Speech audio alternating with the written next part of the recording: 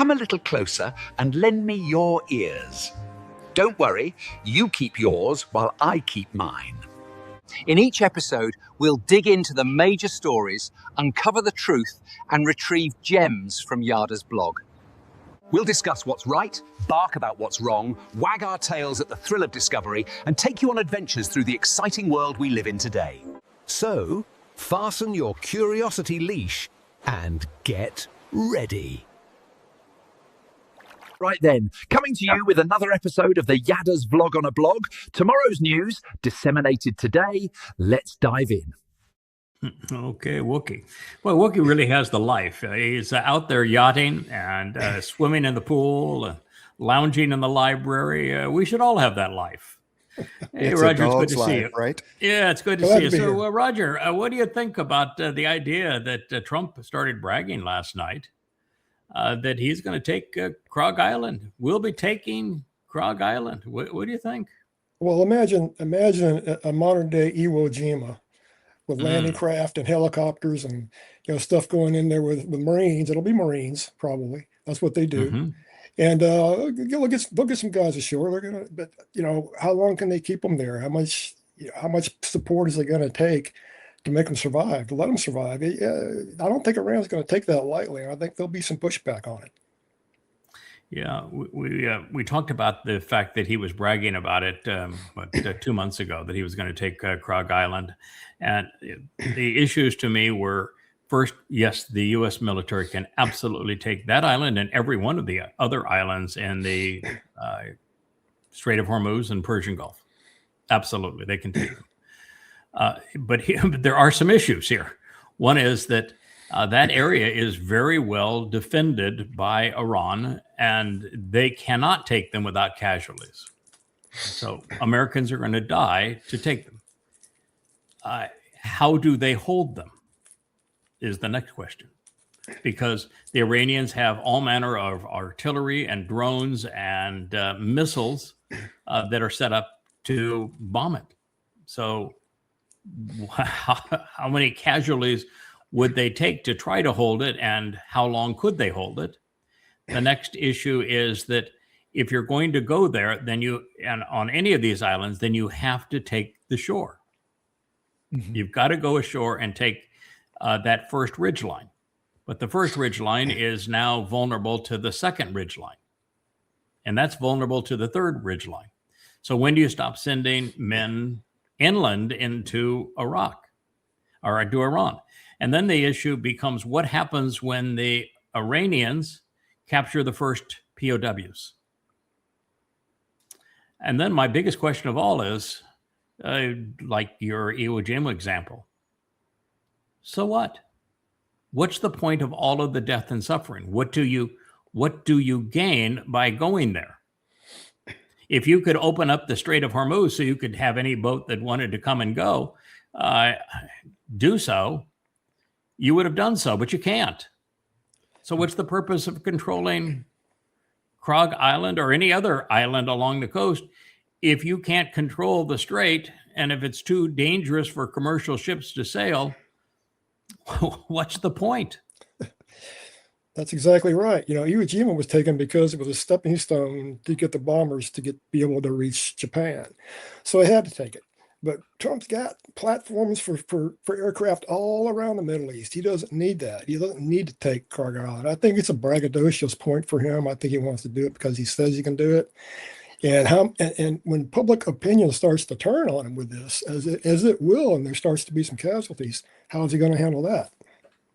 Yeah, and there was always an alternative. I would disagree that the U.S. did not have to take Iwo Jima or any one of those islands, and that there were many other ways to send bombers into Japan, and the foremost of those were to require the Russians to give full access to their Pacific shore.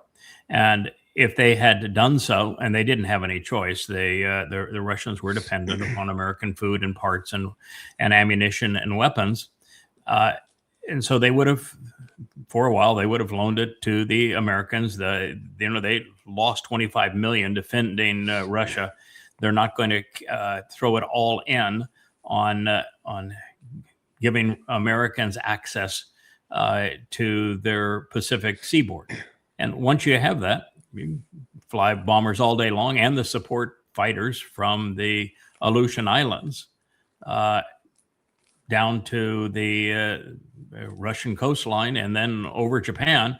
And you don't have to sacrifice a single American, much less 100,000 of them, taking islands for really no purpose. I never understood what in the hell we were doing. And if the idea was to attack the Japanese coastline, then all you really needed was to neutralize their aircraft carriers, which America had already done. Fly your aircraft carriers near the shore and bomb them that way. But it's just not what we did. And even when we had the opportunity, then we had them in reach. General May knew that if America lost the war, they were going to be killed for war crimes, because what we did is we dropped white sulfur on civilians night after night, killing as many as 50,000 civilians in a night. When an America in the world screams at Israel for genocide, well, Israel hasn't done anything compared to what America did, both in Germany and in Japan. And I want to tell you that the Germans and the Japanese did nothing by comparison to what the Muslims have done to Israel to generate a response. And it's not even close what the Jews have done vis-a-vis what America did in the previous World War. I just happen to be a complete opponent to the strategy that we used. I don't even like the strategy that we used, and waiting 2 years to land troops on the beaches at Normandy. I think there was a vastly superior way to go about that war, which was to go in through Greece, where we'd have had a much better reception, go right up through the Balkans, separate Germany from its oil supply, keep the Soviet Union from taking those countries and making them worse off than they were under the Nazis. There were so many vastly better solutions, and we just didn't pursue them. I think much like the Ukraine war, there are two different wars being fought here in over Iran. There is the made for TV war, that lots of bombs and we're blowing up bridges and we're and the bluster and everything, and then Iran setting back and actually hitting military and responsive targets. This thing shuts down immediately the second that Iran shows a POW on TV from Tehran. I mean, the American public will, and Trump can't face that. He cannot face a POW situation.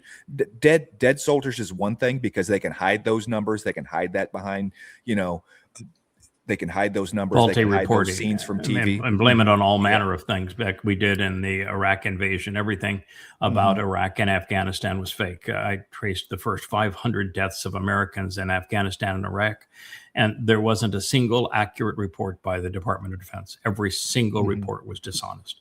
I mean, America's Department of Defense is just nothing but a pile of lies. And if you don't know that, shame on you, because it just happens to be true. But the biggest issue, I think, of all in his thinking here, as he has gone back to bombing, is that all you're doing is taking a situation in which there is no way out other than America's surrender. I mean, that is it. Total capitulation by America. War reparations to Iran. America retreats from the Middle East. So it's either total capitulation and surrender by America, however he wants to spin that, or the straits stay closed and the world economy, including America's economy, ultimately collapse. So that's where we are. And by escalating this, which is what he did 2 nights ago, over what I think is likely a false flag. I think that the whole downing of the Apache helicopter was either positioned there for that purpose, or it had nothing to do with the Iranians. We just had a mechanical malfunction and used it as a pretext to go and bomb again. Either way, it put a very bad situation in a far worse position. Yeah.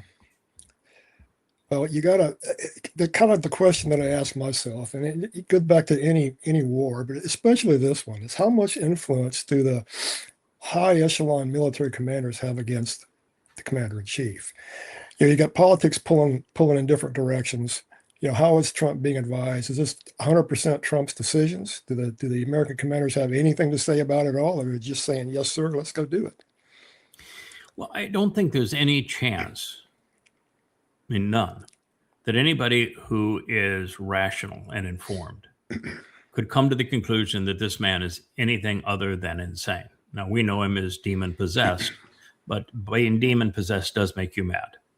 So if you're a general, your responsibility is to the Constitution, and therefore the president becomes the commander in chief, but you are not duty bound. In fact, you're just the opposite when it comes to doing something that's a war crime. And what Trump is doing, blowing up bridges, for example, and a place where there's no troop movements that are hostile to America, these are just civilian targets. That's a war crime. Blowing up a school, that's a war crime. And so generals are, we look at the Nuremberg trials, you are not immune to all of this. You cannot say, I was just following orders. If you follow an order that is a war crime, you're a war criminal.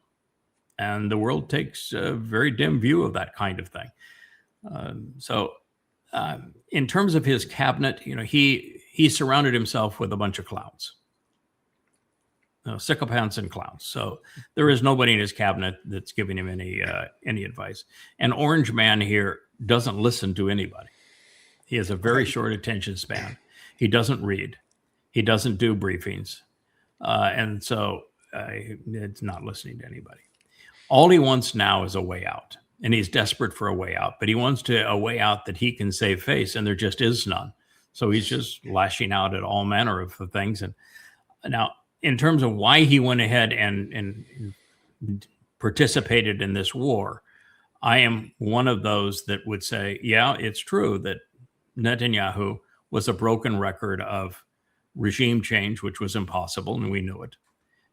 And you're going to advance, not retard, the Iranian nuclear ambition if you strike them again. And so it was counterproductive. But he's been touting those things, and he had the president's ear. And so, yes, he, I'm sure, was the broken record. But Trump doesn't listen to anybody. So Netanyahu would just be a voice among scores of other voices that have his ear. And he is not motivated to do anything that somebody else tells him to do. I mean, the only rational means, you only have two, pursuant to both attacks on Iran. One is that he's desperate to be seen as better than Obama. And the only way he can be seen as better than Obama for having torn up the Obama five-nation Iranian nuclear pact is to be the one that permanently stops Iran from having a nuclear bomb. But he's done exactly the opposite. And so this attack, since his first attack failed, this attack may have been his attempt to say, yeah, I did better than Obama. That it backfired on him. And that's one motivation.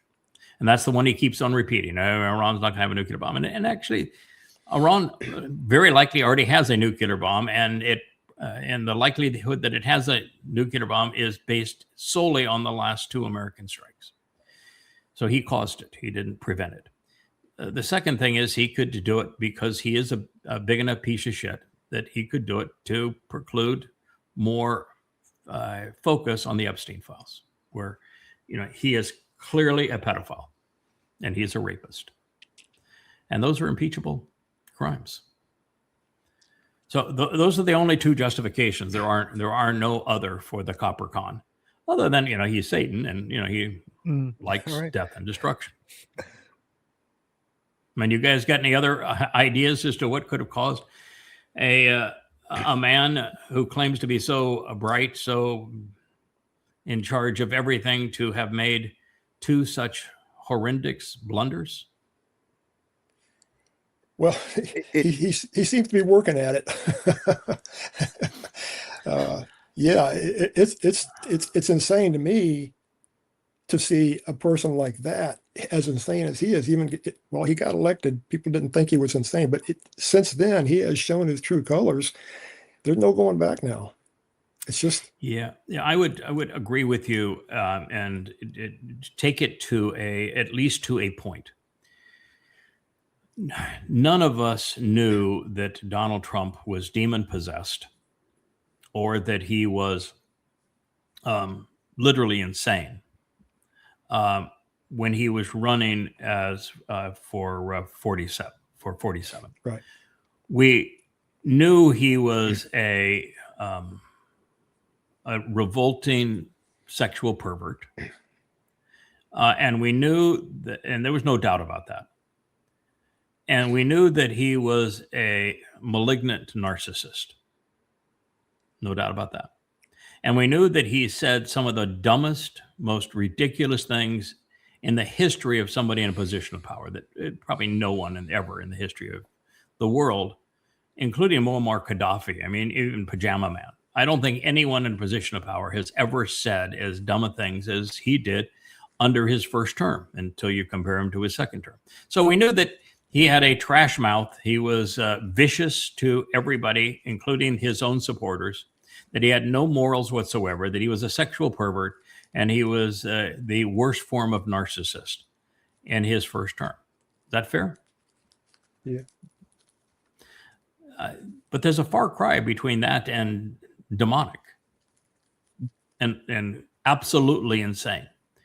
And he began this whole term with a singular objective, and it was to punish all of those that were trying to hold him accountable for his prior crimes. That was his agenda. It had nothing to do with America, had nothing to do with MAGA. It was the vengeance tour. Mm-hmm. And that's all he has focused on, and to enrich himself, to enrich his family, and to go after all of those and punish all of those that were held him accountable from his previous crimes. Now, the problem with that is that you can excuse those in the middle, or the undecided politically in the swing states, and the MAGAs for supporting a rapist and pedophile and egomaniacal idiot over cackles.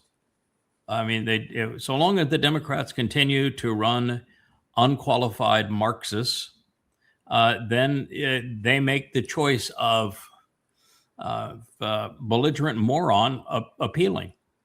I mean, it's like the guy they just nominated to run for Senate in Maine. Mm-hmm. It's disgusting.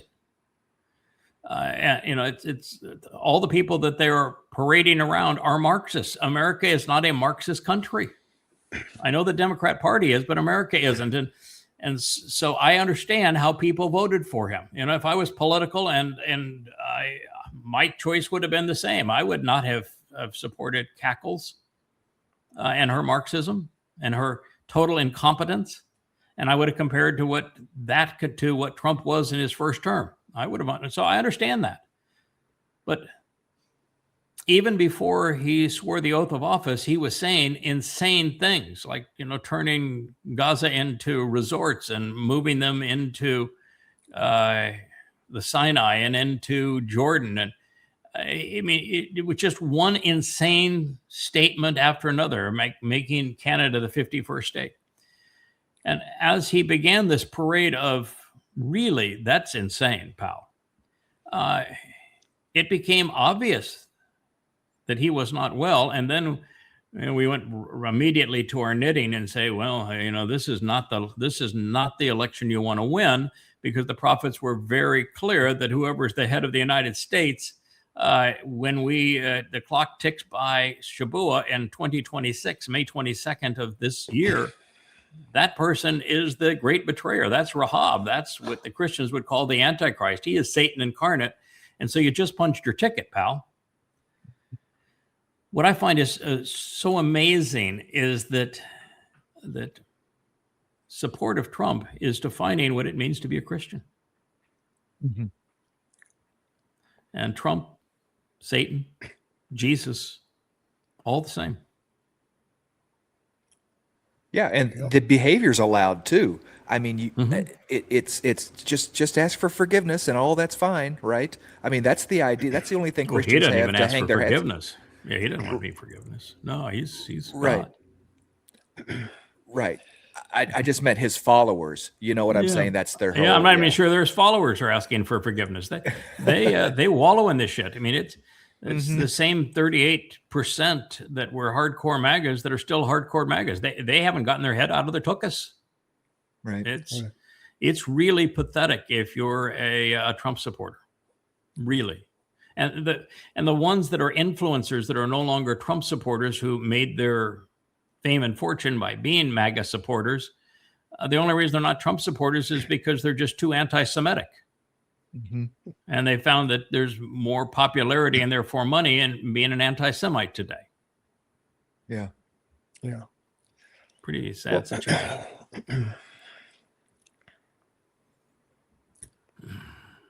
This is where he blows up the bridge. Yeah, a bridge. Yeah, it's a beautiful bridge. I mean, it's a beautiful bridge. He blew up the bridge. There's no. I mean, this is not a situation where you're in World War II and the bad guys are using the bridge to invade your territory, and they're bringing in all sorts of munitions to do that, and you need to stop them, and therefore you blow up the bridge. That isn't this case. There's no tanks that are moving here or armored personnel carriers. They're not taking rocket launchers on this bridge. This is a civilian bridge, and you just went and effing blew up a civilian bridge because you could.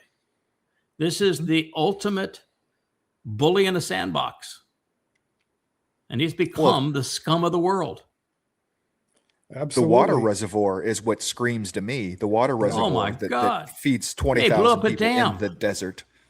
Yeah, he blew up a dam in the desert and a bridge, and he calls that a military target. I mean, I know that AI is choosing these targets, but he had to approve them. I mean, America has become the scum of the world. It's by allowing Trump to stay in office and to use the U.S. military in this way, America's become the second most hated nation on earth. The only one that's hated more than America is Israel because, well, they've done some really stupid stuff too. Yeah. But, congratulations. You went from a nation that should be the envy of the world to the most hated nation in the world, all because you've got a bully in a sandbox who's just a brat. Exactly. And become the scum of the world. And the MAGAs are celebrating the bridge being blown up, and they're celebrating the aquifer being destroyed. They satiate over this stuff. It's crazy. I remember when Trump was running the first time, 47. You'd see him, his helicopter would land in an open field. And people would jump over fences and pile on cars and get in there just to see him. So there's something about that man that endears him to that category that we call the MAGAs now. Yeah. And they're not letting go. I can tell you, they're not. I talk to people every day. It doesn't change at all. Every poll's the same. Yeah. Every poll's the same in terms of Trump support. Every poll. The Twistians have turned this idiot into their messiah, and they might as well. I mean, Jesus is no better than this piece of shit that is POTUS. They're both disgusting. They're both Satan, and they applaud him when he's rude, because I wish I had the courage to tell him that way. He has a conniption fit because a reporter held him accountable and said, you keep on claiming election fraud. Where's the proof? You've never provided a single stroke of evidence. You're killing the California elections. You just made the statement that the California elections were fraudulent. Why? Where's the proof? Because a influencer didn't win that had a 0% chance of winning, and you want to call it a fraud? What's the proof? Show us some proof. And, he had none.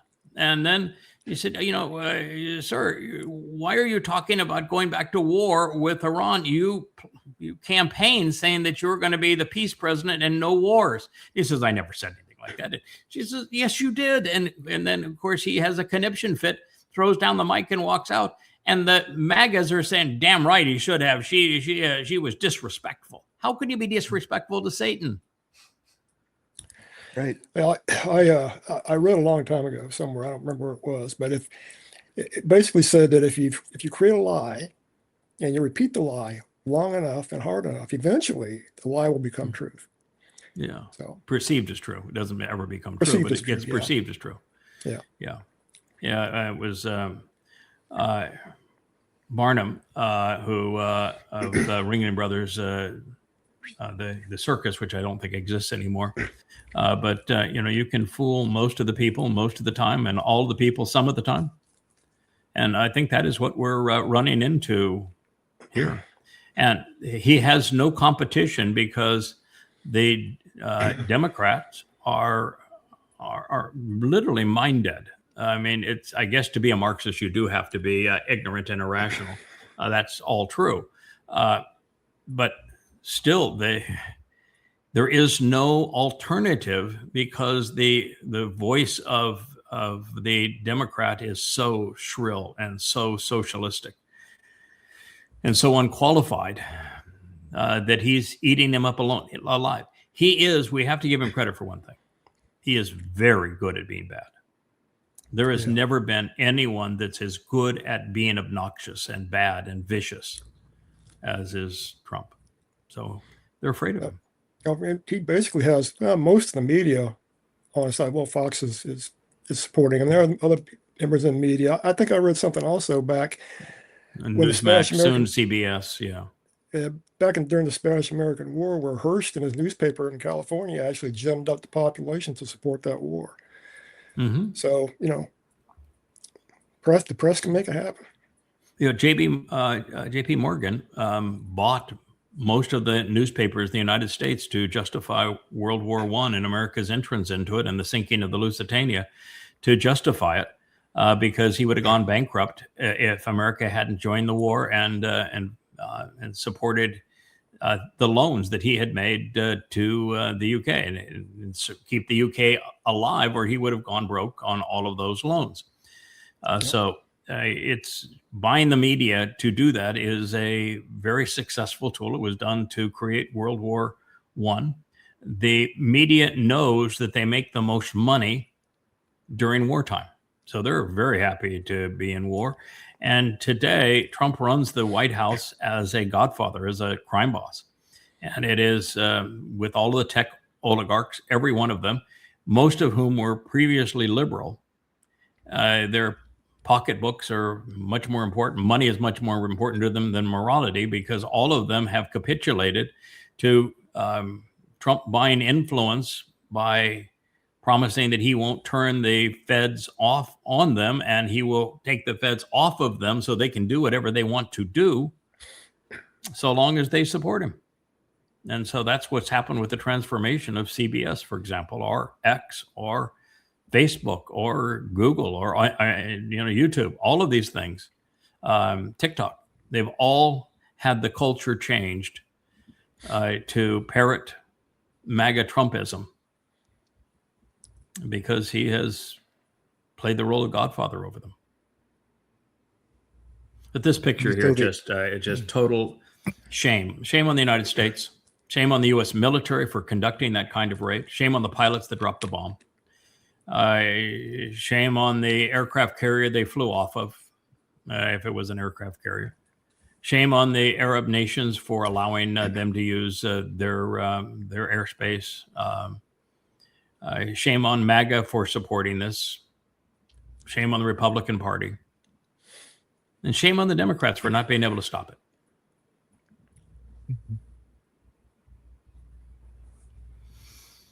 KKK Nikki, she just has one too few K's in her name. I just wanted to help her out with the spelling there. KKK Nikki here. Her answer is, well, we're going to threaten Russia and China with force.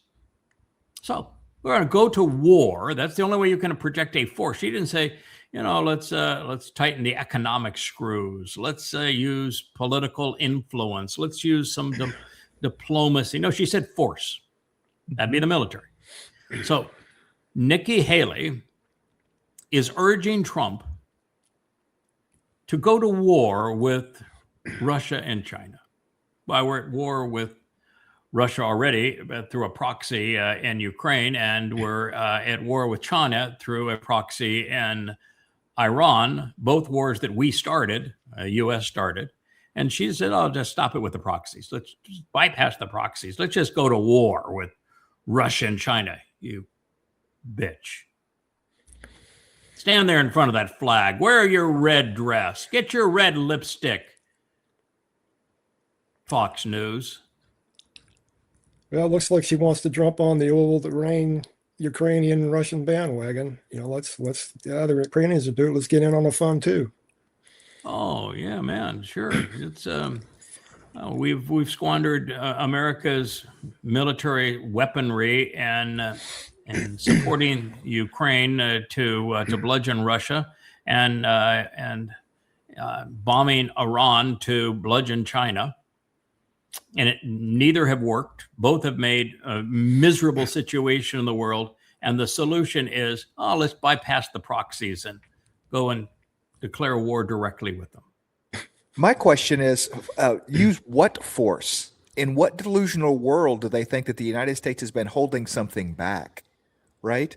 That we have a force we could deploy against Russia and China. You're going to use force against Russia. You only have one force you could use against Russia. The United States is not going to go and fly bombers over Russia. The United States isn't going to send directly cruise missiles and other kind of missiles into Russia. The United States isn't going to send nukes into Russia unless they can torch her and she starts to glow, which would probably be a good thing. I'd recommend that. And nothing of value was lost. The fact is, the United States can't even get within 1,500 miles of China. Mm-hmm. The day for America to say, I think we want to go to war with China as opposed to doing business with China ended 15 years ago. And now China is able to support a Navy and build a Navy that's better than the United States. Missiles better than the United States, drones that are better than the United States. And you can't fight a war today unless you have the economic engine to sustain it. And America doesn't have it, and China and Russia do. So you're just being stupid. And the only weapon that the United States could wield against China and Russia comes off the boomers, and it's nukes. And you do that, and America's gone. Europe's gone. Mm-hmm. The whole northern hemisphere is gone. Yeah, it's That's not how a kind irresponsible these KKKers are. Yeah, this is Nikki, the politician. She's probably positioning herself to run for office. She's going to run for office as a hardliner. To me, it's just political, posturing. But when you're politically posturing and you're telling the president that I'm going to run for office, so I have an influence over the U.S. military, and I'm telling the president of the United States that he ought to go to war with Russia and China.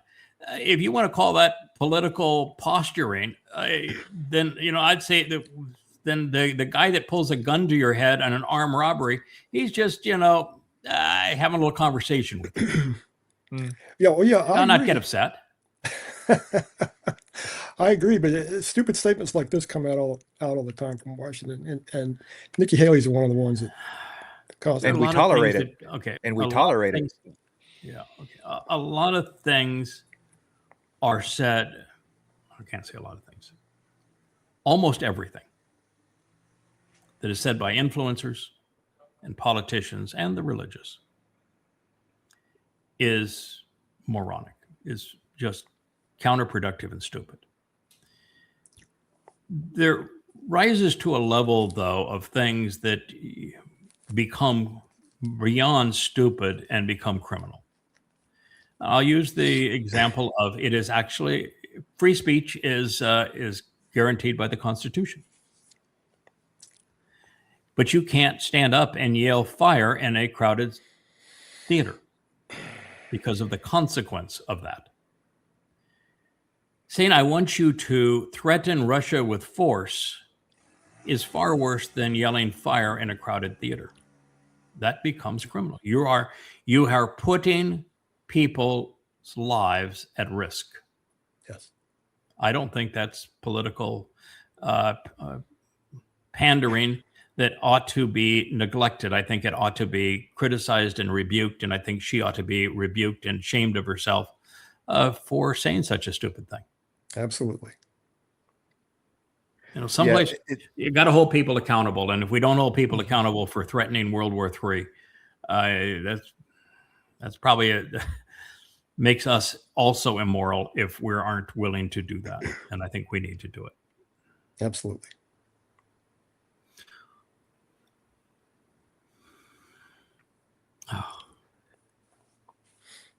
Hebrews, Israelites, and Jews. Do you know the difference? This person says, and it has them at different stages. So, the Hebrews were the Moshiites, and but why would they call the children of Israel if there's a distinction between the two?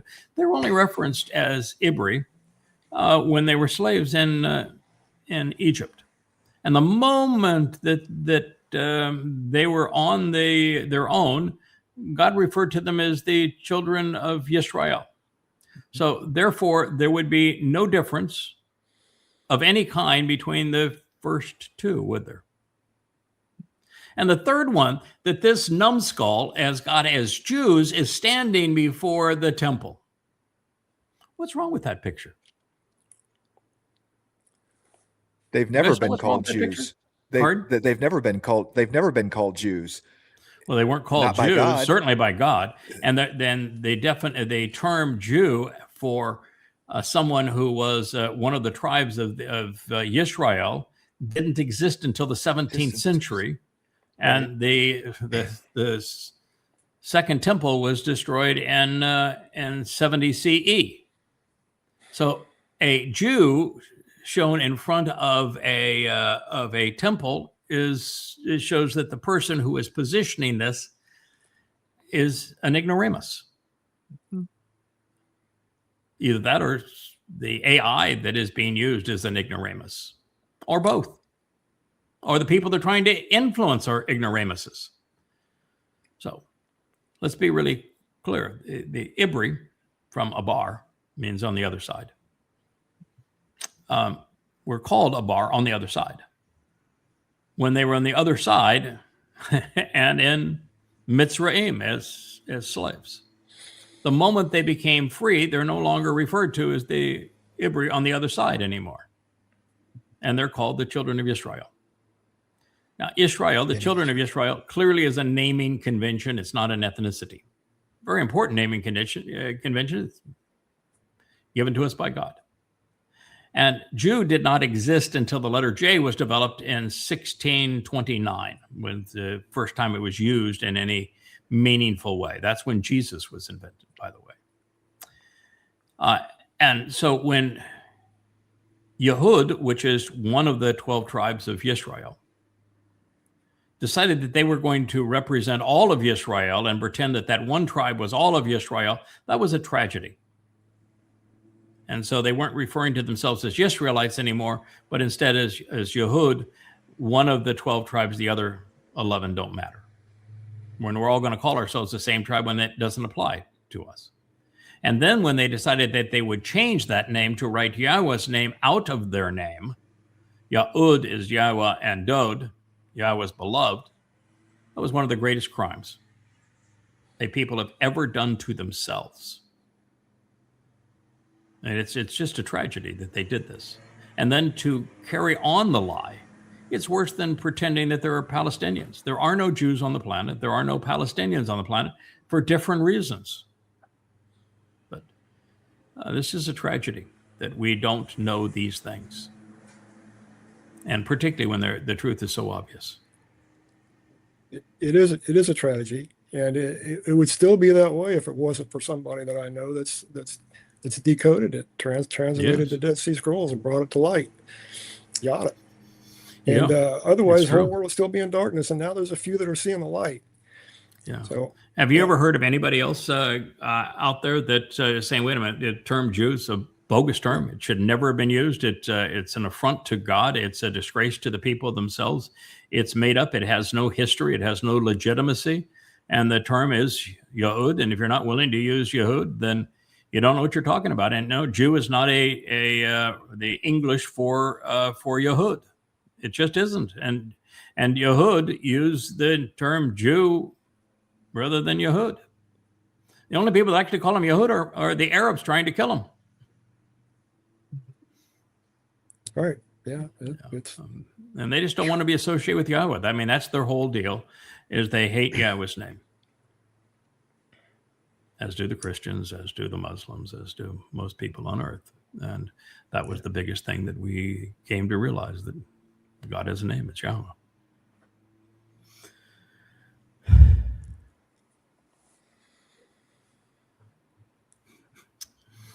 If they only knew. First of all, there is no legitimate reasoning here. If one man can kill 6 million Jews, first of all, one man did not kill 6 million Jews, and to blame one man for the death of 6 million Jews is grotesquely ignorant, and it destroys the lesson that could otherwise be learned. Let's talk about that first, then we'll talk about the man who can save 6 million Jews, because there is a man that's going to save 6 million Jews. Not going to save 6 million Jews, but he will save 6 million Israelites. How about that? The reason that the Holocaust happened is because Christianity happened. And the reason Christianity happened is because Judaism happened. Paul was a trained rabbi.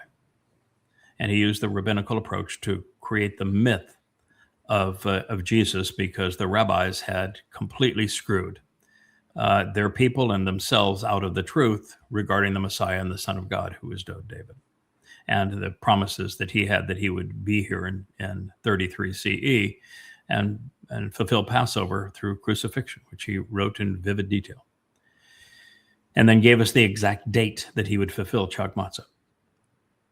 The rabbis screwed that up. And then they trained Paul to lie as well as they do, or as poorly as they do, and he created Christianity. And in creating Christianity, Paul's lie was that his God got mad at the Jews because, well, the Jews killed him. Well, first of all, God's not a man. Second of all, men can't kill God. Third, Jews have never crucified anyone. And the very people that he was praising in his letter to Rome, and the government that he told people they all had to surrender to and submit to, is the government that not only killed his mythical Jesus, but became the Roman Catholic Church. And yet, not able to figure any of this out rationally, there are 2.5 billion Twistians today. But without Paul's lie that God came to hate Jews because Jews killed him, what a stupid lie, there would be no Christianity. It's all based upon that lie. The basis of Christianity is that lie. They had transferred all the promises that God made right to the very end, making God dishonest, but they don't really care about that God anyway. Their God was a man. And without that transfer of promises, there is no Christianity. Now, there's no basis for it. It's utterly stupid. It makes God dishonest. It turns God into a man. It turns God into someone men can kill, and it turns Jews into people that they were not. But it's just a pile of lies, and well, today 2.5 billion people believe that pile of lies. But if it wasn't for that pile of lies, the Holocaust would never have happened. It only happened because the culture of Roman Catholic Europe hated Jews, and they had for the 18 centuries prior to that, subjugating them, torturing them, tormenting them, lying about them, creating mass killings of them, robbing them constantly. And so that's the reason the Holocaust took place, Christianity. And then when Hitler, as a socialist, thought that, well, money is all I care about, let's just rob them. I'll use them as the scapegoat, so that, they're your boogeyman, so I can rally people around me. I'm the guy that's taking care of your boogeyman. You rob them, which you needed their money, and then you exile them, is what he intended to do after he worked them near to death. And it was the chief Muslim in the area, the Grand Mufti of Jerusalem, that came with the idea, no, don't exile them. We don't want them here. Mm-hmm. Execute them. Exterminate them.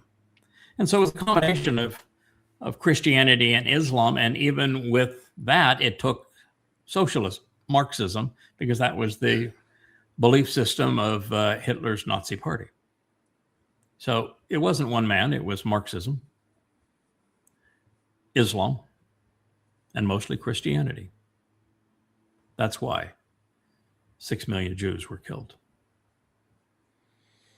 So now let's look at the other side of the equation, because it is true. One man can save 6 million Israelites. 2 out of every 3 Israelites are going to die. He can't save them. But God has deployed a man, and guess what? He's not a Jew. He's not even a Israelite by ethnicity. He is by naming convention. He is a Yehud by naming convention, but he's called the observant foreigner, the Nakri. And while he will initially spare that many by causing the war to come to an end, that is the Alaska Flood 2.0, and he will cause it to come to an end. In the end, there's going to be thousands of Israelites spared, not 6 million. And you'd think that Box Boy there got his glasses. He ought to be able to read. Mm-hmm. And it's obvious he can read his Talmud, but he can't read the Torah and Prophets, because if he read the Torah and Prophets, he'd know what I know. But he doesn't. So he's just a complete fraud. But he's got that nice, clever box on the top of his head. Clever. They look the part. I'm going to put the world and reality in this little box, and then rather than God's instructions were to keep my testimony between your eyes, such that it helped to shape how you viewed the world. I gave you the ability to be observant. As you observe the world, I want you to use my testimony as the way to frame these issues, so you have an understanding of what you're witnessing. And then on the back of your hand, because then your response should be guided by my testimony as well. That was his advice. And it follows where Yahowah said, listen, Yisrael, Yahweh our God, Yahweh is one. And they butchered that too, turning it into not only something to say as opposed to listen, they erased Yahweh's name from it.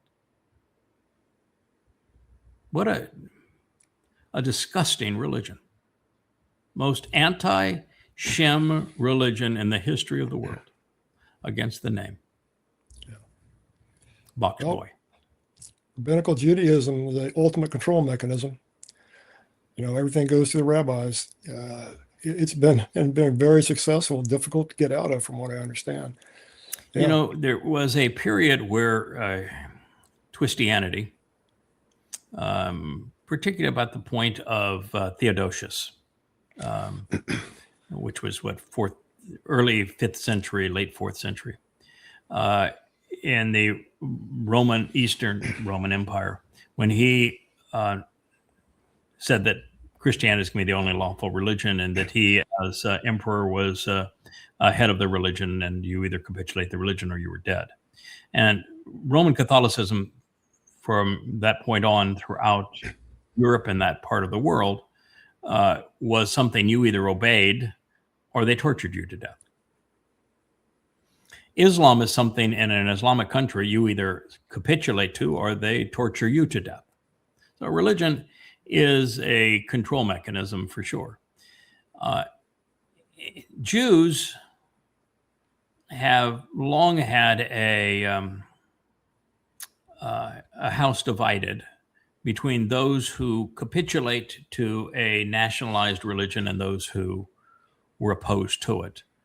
But those who are part of it, Roger, are more controlled than probably any other religion in the world. If you look at the black hats, those young men that are told what to do by their rabbis, how to vote, who to marry, what to read, what to eat, what to say, when not to say, when to shut up, when to do everything. I don't think there's ever been a religion that is as effective at controlling its sons and daughters as is the Haredi Judaism. It's pathetic what they've done. They've ruined so many lives. And it is nothing but this legal quagmire of restrictions. Thou shalt not. The illusion of free will to be able to leave that makes it, I mean, they there's know no that free if will. they, You can't know who you cannot leave. If you're born in the Haredi cult, you cannot leave. Anybody that leaves that Haredi cult is all but destroyed by that cult. And don't you have to be Haredi in order to migrate to and be a citizen of Israel? Yep. It's they gave the rabbis control of Aliyah, and they don't want anybody in that isn't going to vote with them. So it's all about political power. Yeah, Israel doesn't have a constitution, so their nation is the rabbis get certain say over certain areas, and the secular state gets certain say over certain areas, and they just have this letter of agreement as to who has control over certain aspects of society, and they've created them. Just a disaster. It's the worst blending of religion and politics in the world. And to call Israel, a democracy, no, it's the terror of the Haredi. It was the terror of Marxists. I mean, the only candidates that prevailed in Israel from the beginning were all Marxists. And if you were not a Marxist, you couldn't be an officer in the military. You couldn't have any seat in government. That was the nature of Israel. And then it went from being all Marxists to the rise of Likud and the religious right. But the religious right and Likud can't win an election based upon a majority of Israelis. They win because they bribe the Haredi. And so the power behind politics in Israel is the religious right. And they do it for bribes. The bribe that they don't have to function within society, they don't have to pay taxes within society, they don't have to serve in the military to defend Israel, and that they get subsidies to indoctrinate the next generation in the Talmud. It's reprehensible what they have in Israel. And if you want to call that democracy, then you can have it. I think I'd rather have Sparta than that.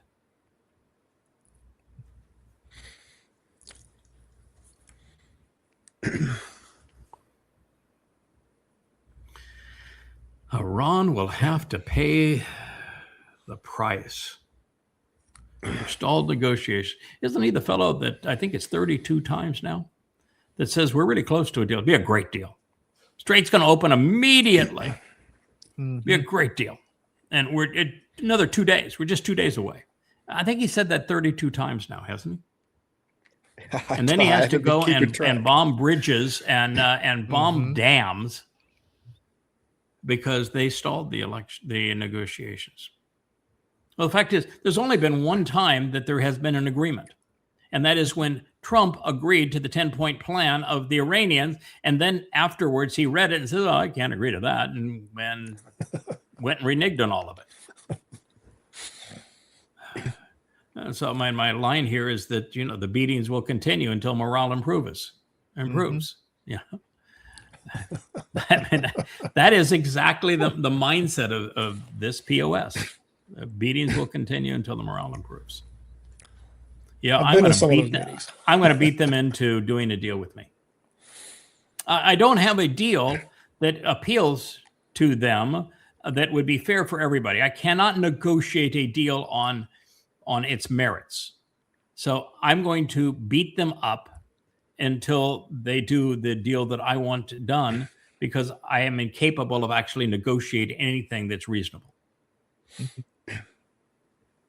Yeah. You want to interpret it any other way? That's not a deal. No. I wonder if Trump actually realizes how much of a pickle he's got himself in here. If he's just that delusional and he thinks he's still in total control, or does he realize the truth? No, he's delusional. He's lost control. Yeah, he's confabulation. When we call him the copper confabulator, confabulation is actually a medical diagnosis. It means that there's no correlation between what a person believes and says and reality. He is a confabulator. There is no correlation between reality and what he believes and says. And so, and that's one of the reasons why there's also no correlation between what he believed 5 minutes ago and what he says next. There have been so many presentations now in the Oval Office or tweets on Truth Social where he contradicts himself in his own post. So, there's no correlation between what he believed 5 minutes ago and what he's going to say next, or what he said as a candidate and what he says after that, or he's had negotiations with himself. And, he prevails in those negotiations against himself. Well, he doesn't. He gets really close. Within a day or two, he'll conclude the negotiations with himself. We're almost there, right? We're almost there. I've got one more stop in the bathroom, and we'll get there. I don't know if it was on one of your posts. I'll have worked this out in my own mind. I have the greatest mind of all minds. I don't know if it was one on one of the posts you put on, or I saw this morning. It was something like Iran has 48 hours to make a deal before we give them 72 more hours. Yeah, I think that was actually applied to somebody else. That was a Ukrainian thing, and so I didn't post it. But yes, I read that same one too. I wonder if the tower says, "Oh boy, I'm so glad to be blessed. I feel so much better now. There was so much strain on my upright supports, but now that I've been blessed by the Pope and the Pope Mobile, oh God, don't you feel better already?" Oh, by the way, now it's the tallest church because the Pope blessed it. I recall the influence of Roman Catholicism in Spain. Do you? Inquisition? Yeah. You're calling that charmers. Influence? Oh, yeah. They were charmers. They're really charmers. Yeah. I just think that this marriage between the pooper and the Spanish, it's just perfect. I mean, they've got nothing but anti-Semites promoting a man who was God, who men tortured to death. And that's your religion. But you got nice spires, yeah.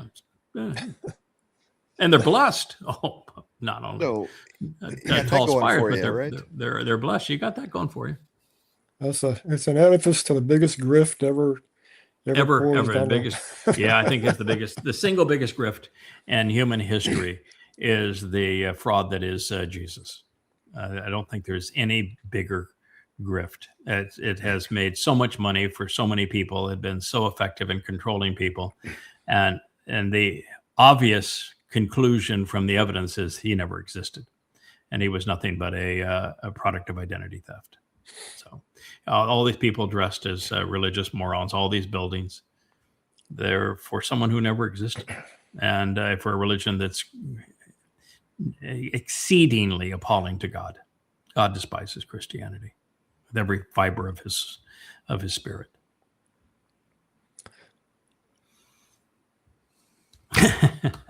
Mikey's going to set them straight. Mikey will save the day here.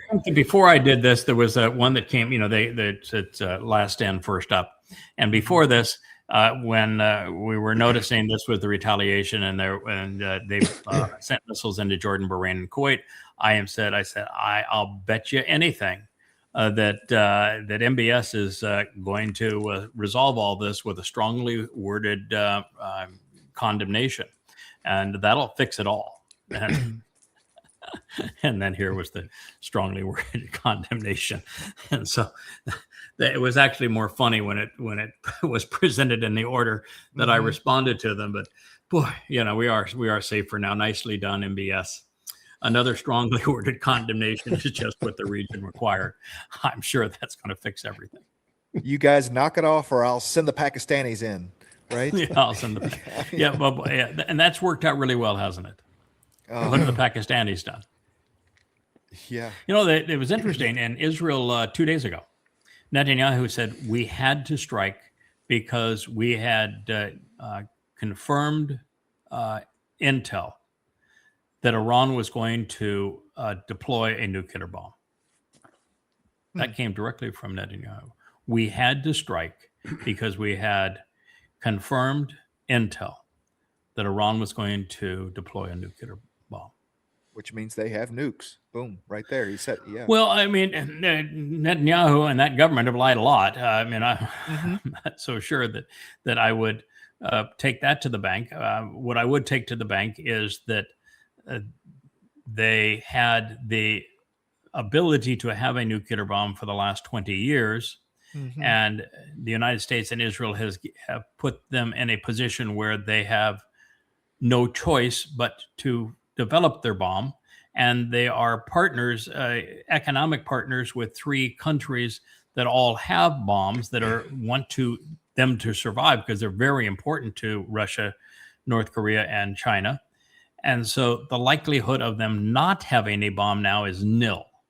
So we can say that for certain, and that rather than preventing them having a bomb, Trump and Netanyahu ensured that they do have one. Yeah, that we can say. But I thought it was interesting to see that bit the of information. only real question left is when is it going to happen? Yeah, and when we last talked about it, what I said was that because we said there are 3 options that Iran has. With a bomb. One is they can just detonate one underground and say, see, we have one. And then they can send a missile with a conventional warhead someplace and say, and we can deliver it. That would be the speak loudly and carry the big stick, but don't whack people with a big stick. The second option was to deploy the bomb over the U.S. Fleet. And the reason that they would do that is that the U.S. fleet was there as a belligerent. They are attacking and killing Iranians. They would have every right to do so. It would be a deployment of the bomb in a way that defends Iran from the aggressor. And they will have it's the perfect response. Iran likes to keep their response proportional. The United States has said they're going to send Iran back to the Stone Age over their nuclear ambitions. And they've said they put the Iranian Navy at the bottom of the sea. It would be an appropriate response by Iran just to detonate it over the U.S. Navy. And the third, of course, is that they actually use it and send it over Israel or someplace like that, which I think is highly unlikely. But I think the first 2 are possible. And if I were Iran, I know which one I would do of those 2. Well, how about you, Roger? I'd go after the fleet. Yeah, I would too. And there's nothing that we have seen, experienced, witnessed, or read, heard from the Iranians that say that they are not strategic and thoughtful in their response.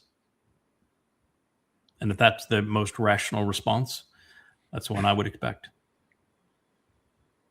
Yeah.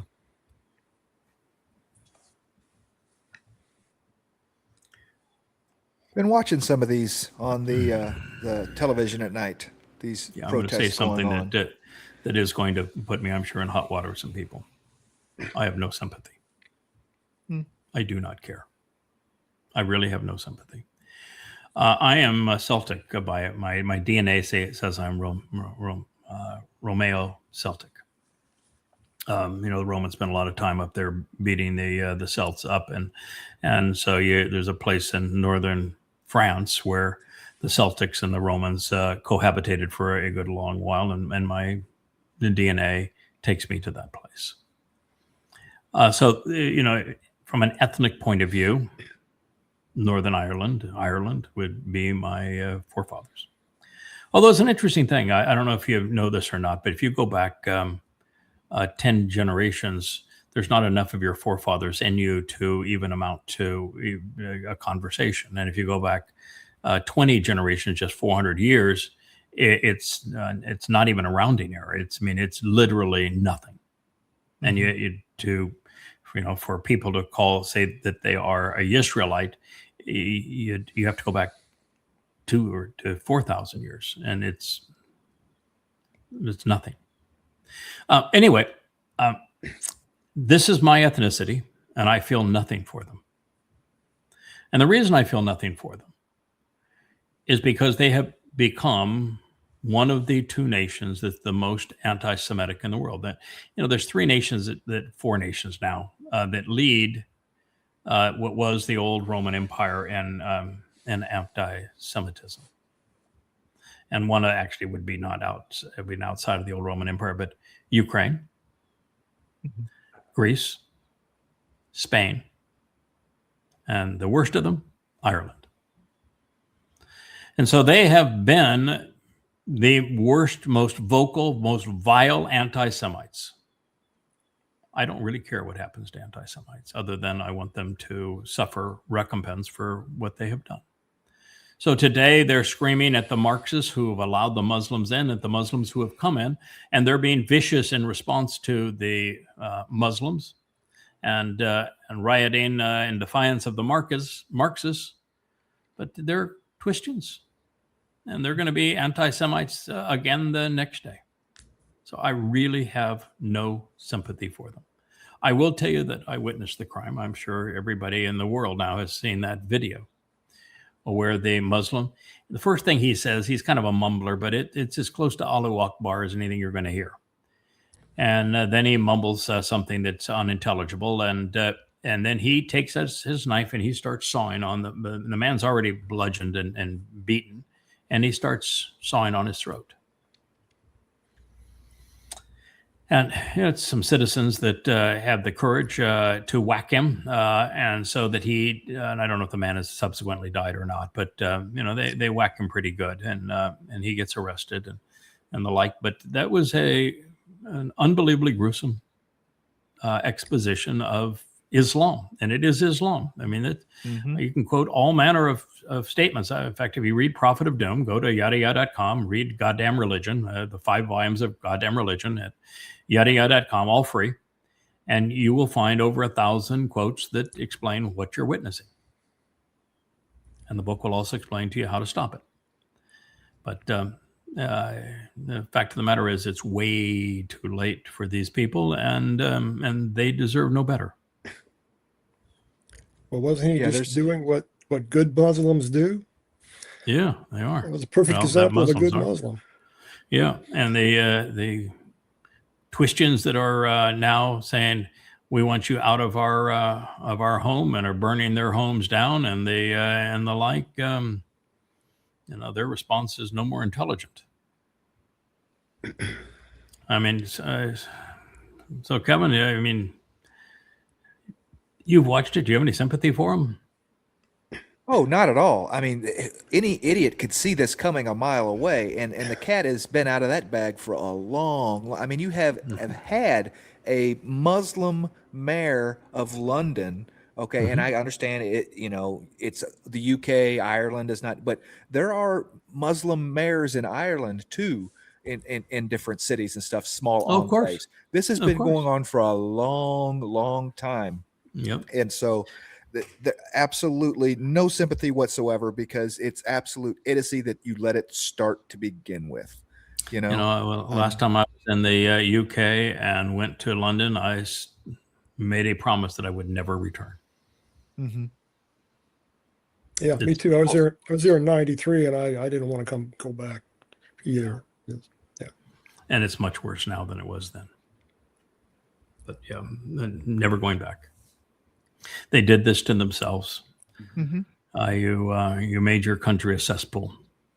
Swim in it. Yeah. Burn it down for all I care.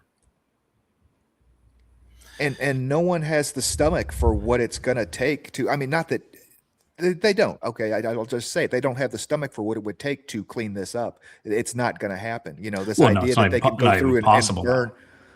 Yeah. Not impossible. No, you can't undo this.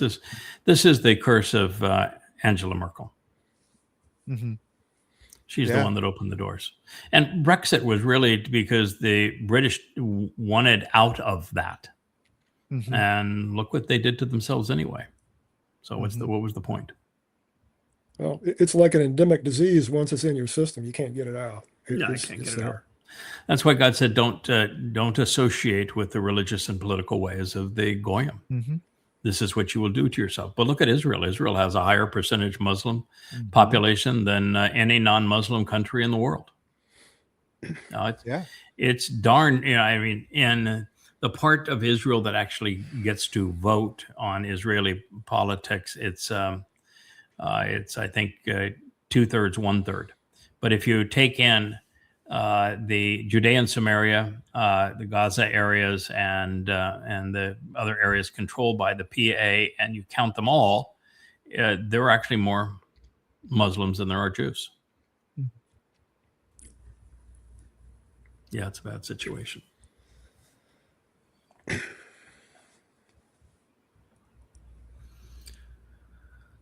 Oh, so this is the Atlantic, and crisis for Christianity, huh? Yeah, some idea is that this is the evangelical embrace of Donald Trump, and it's not just evangelical Christians. MAGA is probably 8% Christian. Represents a crisis for Christianity. Yeah, that's true. It's a crisis for Christianity. Christians voted for and now support the person they would call the Antichrist. That's probably a problem for the religion. But an opportunity to rediscover the virtues of Christian humanitarianism.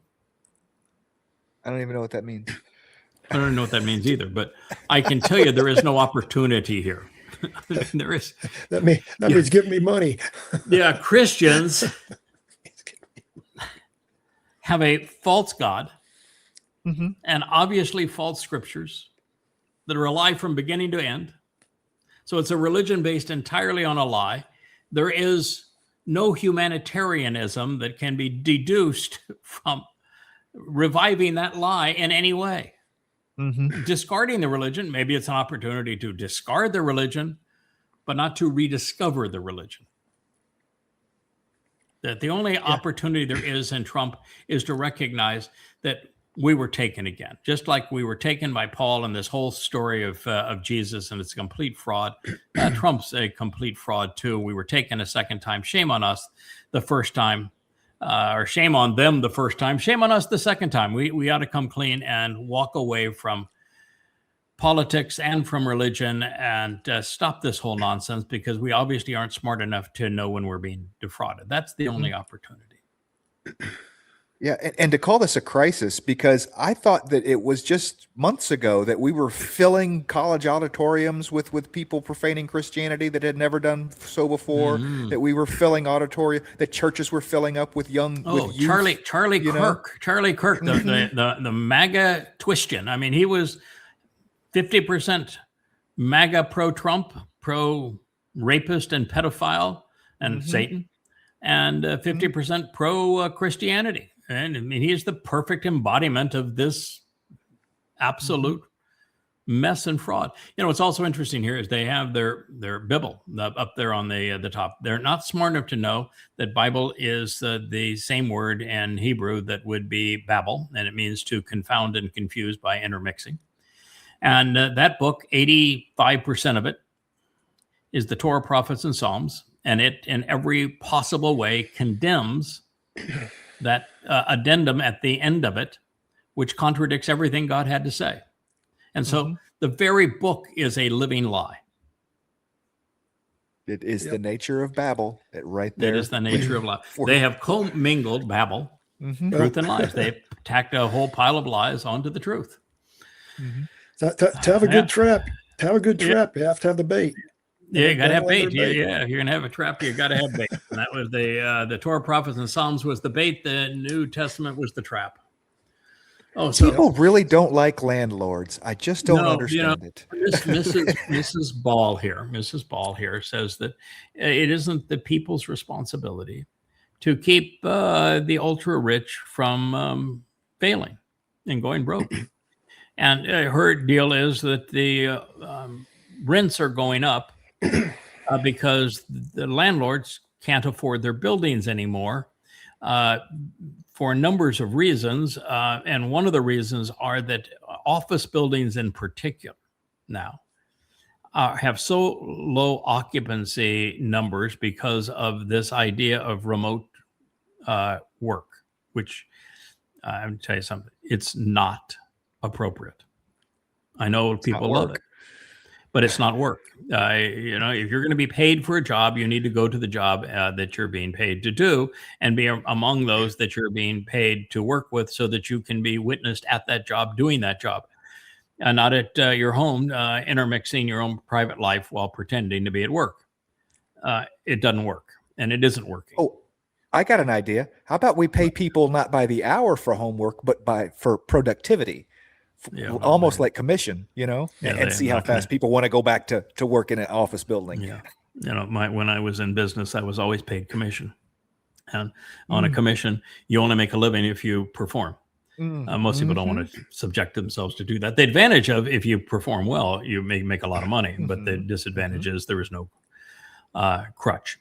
But what the Marxists just don't seem to understand is if those fellows that own those buildings go broke, because you don't care if they go broke, then there is no place for anyone to live. Then there is no society. The entire society will crumble. So if the people that own the buildings and the factories go broke, there is no economy. It's all gone. Government is not going to take it over and run it. Government does everything poorly. And so, the last two times we played that game in China and in Russia, where they confiscated everybody's land and business in both places, 200 million people died? We played that game, and they impoverished everybody, and they deprived everybody of their rights. And you, Mrs. Ball, wouldn't even be able to post anything on social media. So you be really careful what you're advocating, because what you're advocating is, it's death, economic death, liberty, death of liberty, death of prosperity. Now, I'm not saying that I want to come up with a way of resolving this real estate bubble that is about to take the economy down, because even if you could, and I don't think you can, there are another 50 things that will take the economy down. They're all going to coincide at the same time. The fact that there's no value in the dollar anymore, that it's a debt instrument, that fiat currencies don't work, that the debt became too great, that the petrodollar doesn't exist, the reserve currency status has been destroyed because the U.S. has weaponized its currency because it destroyed the petrodollar relationship by invading Iran, that it's made doing business in the country essentially impossible, so that it doesn't make anything anymore. And I mean, you can list thousands of things, and the fact that the younger generation doesn't want to work.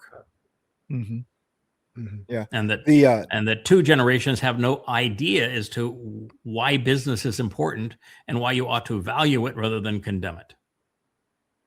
Yeah, one thing I can always watch for to see turns in economy is commercial real estate defaults, because those are the places where money is being made, and the lifeblood of the economy is happening, is where, you know, someone is renting to someone or has sold a property to someone for business, not to live in.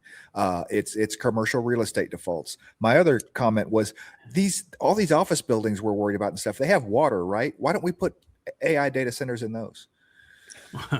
Not enough water. Not enough water. And they're not set up with the right structure for those.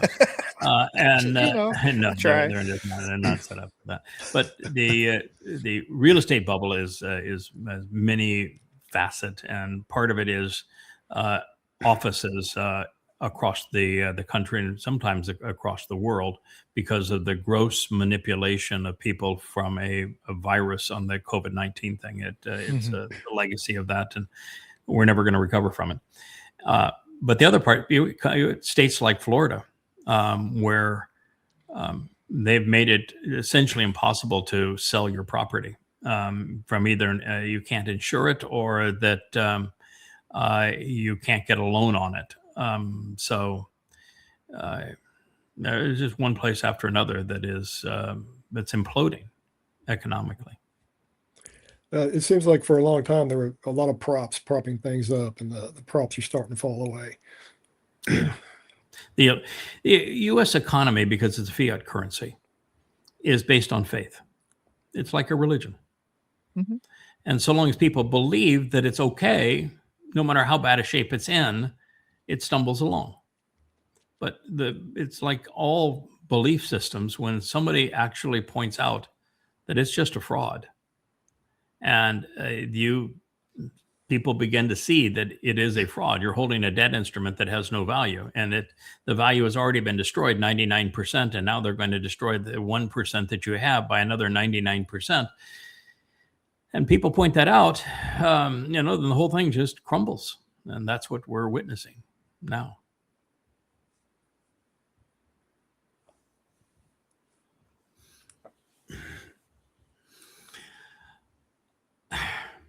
Trump yesterday, I watched this.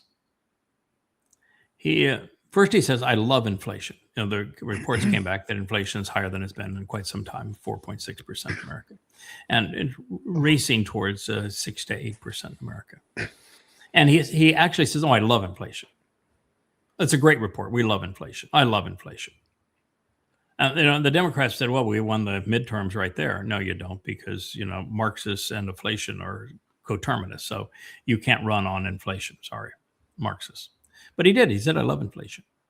And then somebody brought up, the trade pacts with China, not China, but Canada and Mexico are renewing in the next 6 months to a year. What are you going to do? He says, I don't care. I don't need them. America doesn't need them. They need us, but we don't need them. Would you like to know who's America's largest customer in the world? Want to guess who America's largest customer in the world is? Number one was Canada, right? Number one. And guess who America's second largest customer now in the world? Yeah. Mexico. Yeah. Mexico. And so what you've just said is that I'm a businessman. I am the ultimate businessman. Thank God we got a businessman here in Britain. I'm a smarter businessman than anybody ever been a businessman. And I've just told you that your two biggest customers, I don't need them. Canada and Mexico. And it's by a huge margin. You go from both of those countries being around $338 billion a year, down to number three, which happens to be China, at about $100 billion a year. So you've got two countries that are 3 times number three. Two countries, 3 times number three. And you just told them those two customers, those two clients of the United States, they don't mean anything to us. I don't care about them. Why do we need a trade deal with them? How could you be that stupid? And then if you're in the media, please tell me, how come there's somebody in the media that said, excuse me, but between those two, you have $700 billion of U.S. exports. They are 7 times greater in terms of being a customer of the United States than is China, which is number 3. The UK is number 4 at about 97 billion. So for you to say that, and you claim to be a businessman, you've just said, let's just trash and ignore our 2 biggest customers, 2 customers that are, damn near half of our trade. Mm-hmm. And you've got nobody in the journalistic group that's capable of saying that. Wasn't Trump's biggest business in filing bankruptcies? Yeah, he's very good at it. He did it a lot. Casinos. Yeah, he's the only guy in the world ever bankrupt a casino. But he took what his father gave him, and if he had invested it all in just a mutual fund, it'd be worth many times what he's invested. He's a moron. Yeah, and this is not a tactic, by the way. This is not how these huge deals are negotiated, right? That, oh, we don't need you. You need us more than we need you. That no one really takes what that happened? seriously, right? The Canadians went to China. To China. Mm-hmm. And so did the Mexicans. So yeah, they listened to what you had to say. It didn't work. It was counterproductive. And that fertilizer that you need from Canada, that they were 80% of your supply, and they're not shipping it to you anymore. And that heavy crude that you needed from Canada that to run in your refineries that you couldn't get, they're not shipping that to you anymore. And the uranium that you need for your weapons of war, and they're not shipping that to you anymore either. No, but you can go buy it from Russia. So that there you go. That works out nicely. Yeah. No, you could get it from the Persian Gulf if it was open. That'll work out nicely. If it was, all right. Yeah, this is that line where he said, yeah, I love it. I love the inflation. Quite the businessman, that boy. You go, MAGA. It's a double-edged sword because he gets to rah. The Dow is rallying to higher than ever. The Dow is rallying to higher than ever, which is on inflation. But yet I have, I got to talk down oil on the other hand. So, it's a trap. Can you imagine being Jackie here, and you're Jackie William RTF, and you think you have really figured out something that is so good that you want to promote this under your name. That there's literally no law. I don't know what literally means. There's either a law or no law. There's no such thing. All laws are in writing. So literally would be a verbose. It doesn't fit. And when you begin with a sentence, it's supposed to be capitalized. Okay, so there's literally no law that says you can't put your friends down as your references and pretend that they were your bosses at an old job. Literally, there's no law that says that. I forgot the closing point, and he repeated himself at the end of the sentence. How many employers will go out of their way to hire somebody that deliberately lies to them? I don't know. Only congressman.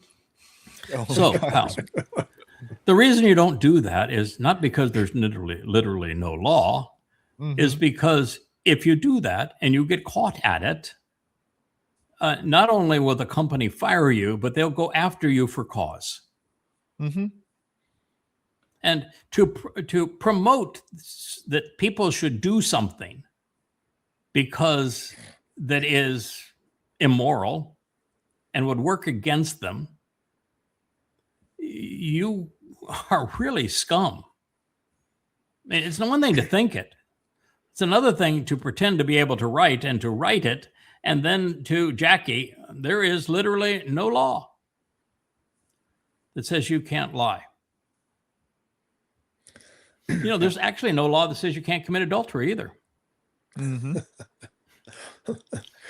Well, I don't know. Being untruthful with the IRS or the FBI or somebody might rise an eyebrow. Well, I tell you what. One thing is the FBI has a really interesting way of putting people into prison. Yes. All they have to do is to accuse you of lying to them, and they can put you in jail, even if you didn't lie to them, and even if you're being nice to talk to them. If they don't like your answer, they can put you in jail. What a disgusting system that is. Yes. Yeah, I go back and forth in this because I wonder if Jackie is just applying for jobs at McDonald's or Walmart. Because there is a difference. You know what I'm saying? Because first of all, at McDonald's, ain't nobody checking, your references anyway, right? No, not that. Just because they hire a lot of people who have not worked, and therefore at McDonald's you don't really actually have to have work to get the job. But the McDonald's is all franchise, virtually all franchise. The people that own those franchises are all businessmen that and women that put their money on the line and that oversee their businesses, and they all hire managers over groups of stores, and those managers have the responsibility of using services now. And there are many, many online services whose specific job it is to validate the claims of an applicant. And so most of them will seek to validate the claims of an applicant, and lying about a prior job is pretty much sure to get you in that position. No, it's fraud. Yeah, there's no doubt about it. Absolutely. Many times I had to fill out applications giving very detailed information on my past and references. And right there at the very bottom was that you're certifying this is complete and true, and you sign it. That's a legal document. It is a legal document. There is no federal crime that says you can't misrepresent yourself on a legal document, but there are civil codes that say that if you defraud somebody in a written document, or you defraud somebody, they can sue you.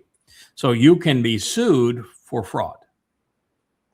That doesn't mean there's a crime that says you can't provide false information, but you can be sued for fraud, and this is fraud. So there is a crime that says that fraud is a crime. Misrepresenting yourself in a business deal is called fraud. And there is literally a law that says fraud is a crime.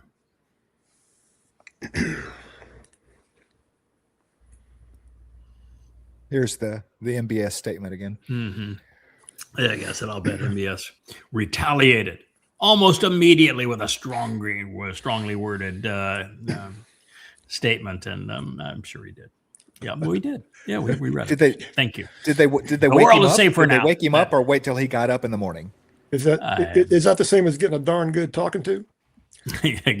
Well, except for the fact that it's some low level fiefdom operator that says, okay, we have the strongly worded statement.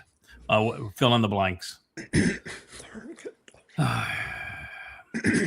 dumpster. Despite more than 100 days of being bombed and blockaded by the world's top military and its Israel ally, the Iranian regime is emboldened. So Donald Trump must swallow his pride and make a deal. No, he doesn't need to make a deal. What he needs to do is surrender. That's really the only option left. There is no deal, only surrender. And surrender comes with war reparations.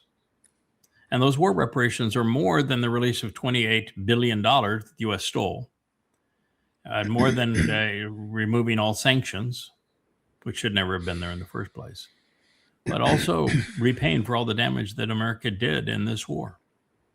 It's going to be, well over $100 billion. That is what it's going to cost.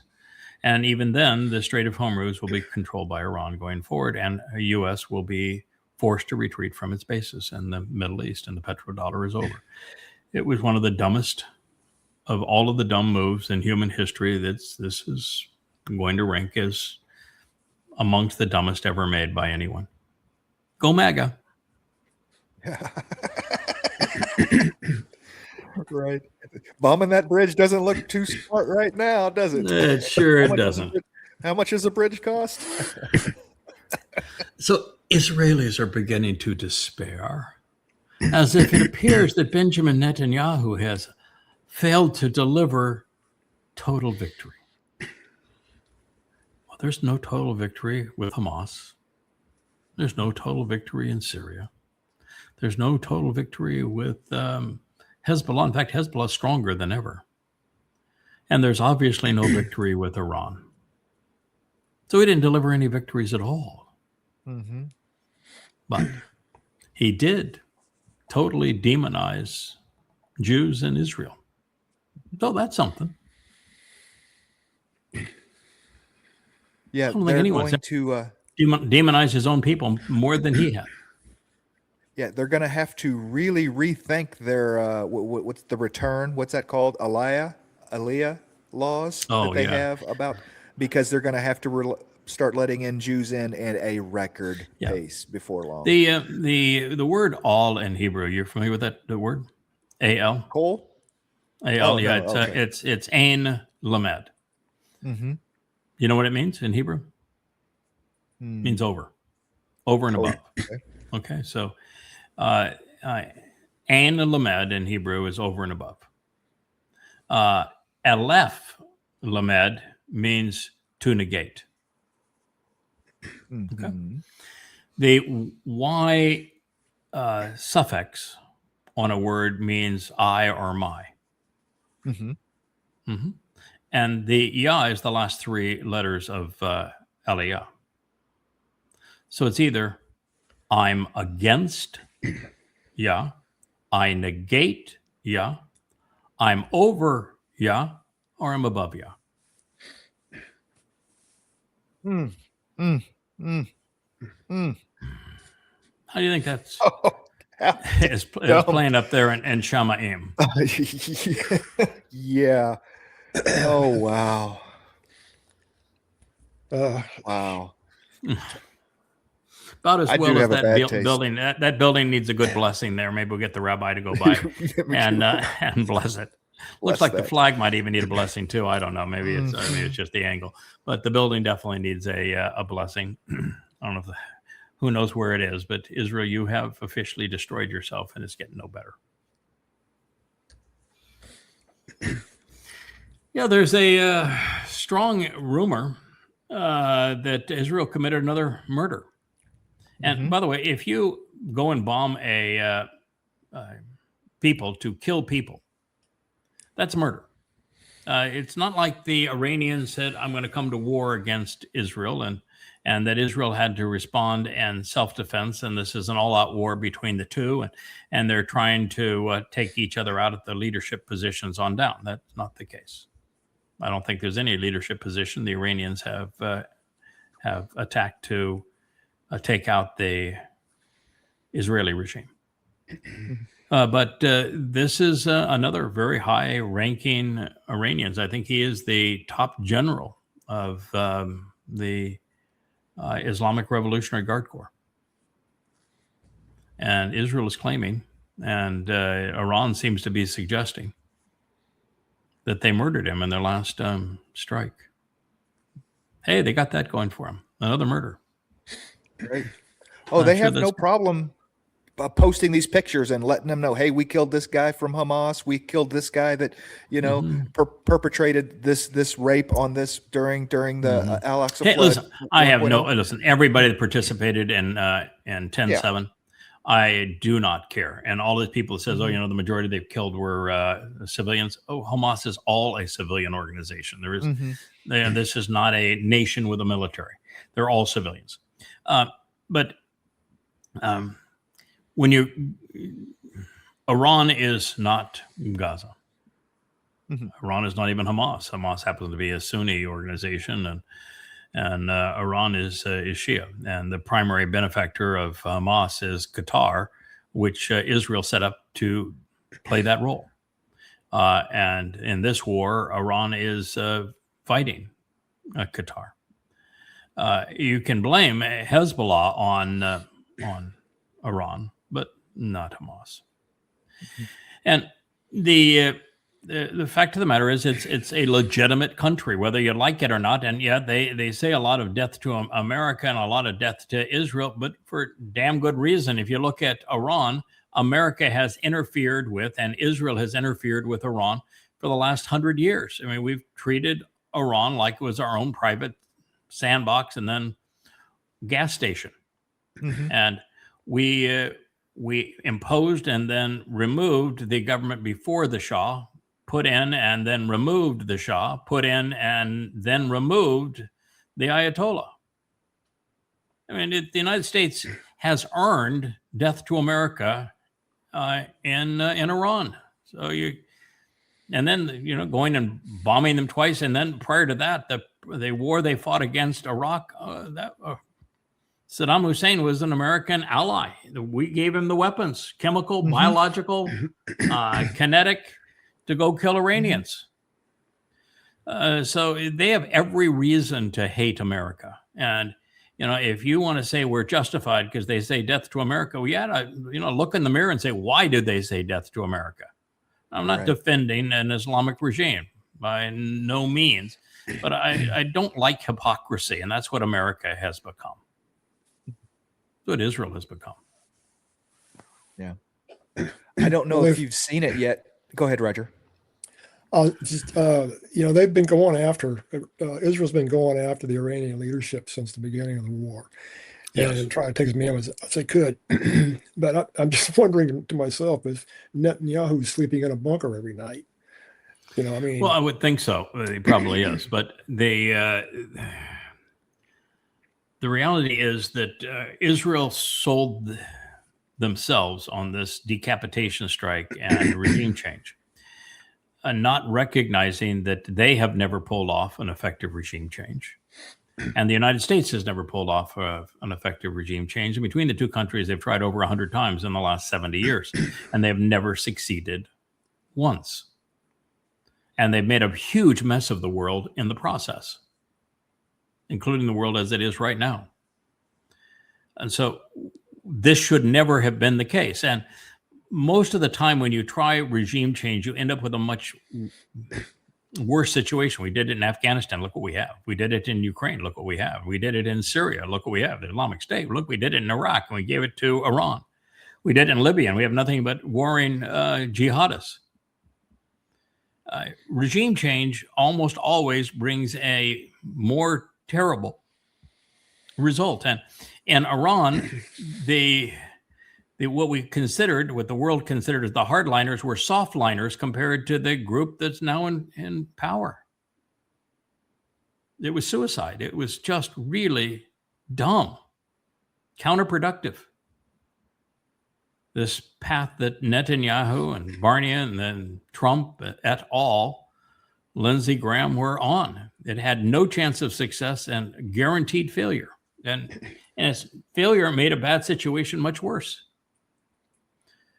Look at Vietnam. We participated in regime change in Vietnam, and look what it brought.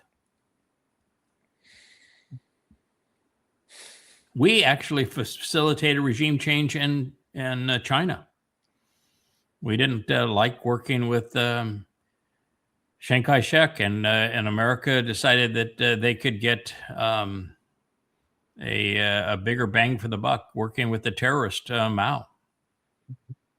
America's the one that betrayed him. I mean, it doesn't matter where you look. It doesn't work. It's counterproductive. Just stop it already.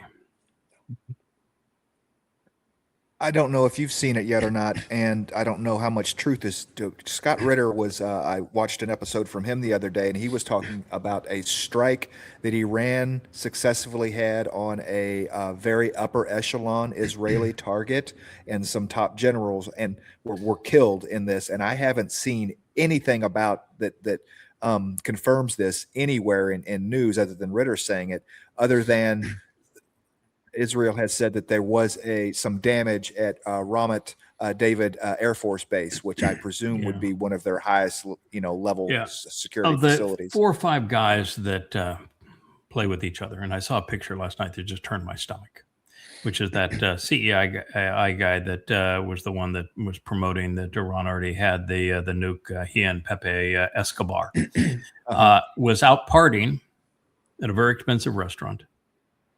with Judge Napolitano, and the guy that does the mother of all talk shows, screaming anti-Semite Brit that does the mother of all talk shows. They were all together at a fancy restaurant just laughing about their influencer money. Mm-hmm. Made me want to puke. And Scott Ritter, it's the only one of those that doesn't hang with them. He is an independent voice. He's a little wild, but he's an independent voice. I would, and he is definitely not pro-Israel in any way, shape, or form. Oh, no, but none of them anti-Semitic. None of them are. But I'm not even. I mean, I'm not pro Netanyahu. I'm not. Right. I'm opposed to everything that Israel is doing these days. Well, I love Israel. I'll die for Israel, and love Israel, and support Israel as a nation and as a right to exist as a nation and defend it as a nation, while being vehemently opposed to their government and to the rabbis. And so, you can make claims, and people have me because of my opposition to Israeli politics and Judaism. But it's true now that everybody is, by everybody, it's 98% of the influencers out there are anti-Israel, and vehemently so. And Scott Ritter's among them. I don't think you even get on the banana tour as a spokesperson unless you're anti-Israel today. You don't even have a voice. And so what I typically do now is, I take the time to validate each claim before I'll even post one of these claims, because I see 20 a day where one of these talking heads will say that this, that, and the other thing would happen. The colonel that is quoted so often, the white hair, that McGregor, I think is his name. Yeah. He said that in 4 minutes' time, Israel lost its entire fuel supply for every tank and every aircraft in the north. Yeah, I saw that. Yeah. And he was all bragging. It's not one. He says it was 18 of these things. All 18 were destroyed. Their tanks cannot move anymore. Their planes can't fly, and on and on. And so I tried everything I could to validate his claim. No validation. Mm-hmm.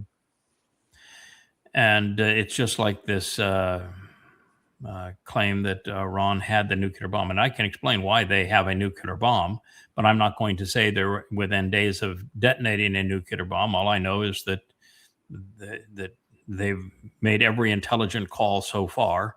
And the intelligent call, based upon having the ability to have a bomb and having partners that have bombs, is to have a bomb to keep America and Israel from continuing to bomb them.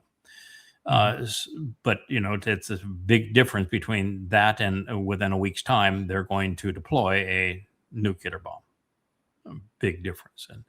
And so if you try to fact check that, you'll find there are no facts to fact check it. Social media, it blows up, and you become liked and listened to, and you make money by promoting things that are not true that people want to hear. That's why when we bring these things up, you'll notice that thus far we've had 15 to 20 posts we've covered this morning. Has any one of them been, boy, that's really great. What great news. Somebody did a bit of investigative journalism there, and they've come up with an insight that is really useful to us? Or has it just been no, don't be fooled by that. No. And right. No, and hell no. Mm-hmm. Yeah, it's been a lot of no's, a lot of barking today. Yeah, a lot of barking, as the Wook would say. Good news doesn't sell. I think Cronkite had a word for it. He said that nobody's interested in 500 planes landing safely every day. No. Yeah. But the fact is that now, because of AI and because of social media, there's no responsibility in reporting. So you can make any claim you want. No matter how ludicrous. And the AIs aren't capable of being able to discern lies when they are spoken in a video or when they are shown in a graphic. If you write them a little bar and say, no, this is not true because the Quran says such and such, even though your claim is true and documented, they will ostracize you for that. But you can promote all manner of lies about Israel and Jews if you're doing it in a graphic or in a audio or in a video, and the AIs are incapable of recognizing that. It's just amazing. By the way, I was talking to Perry Fairmount here in the last few days about AI and the new conversation that AI is going to become sentient. And so what do they mean by sentient? And they mean that AI is going to be equivalent to consciousness, have consciousness. You know, goldfish has consciousness. Yes. It's ants. Ants have consciousness.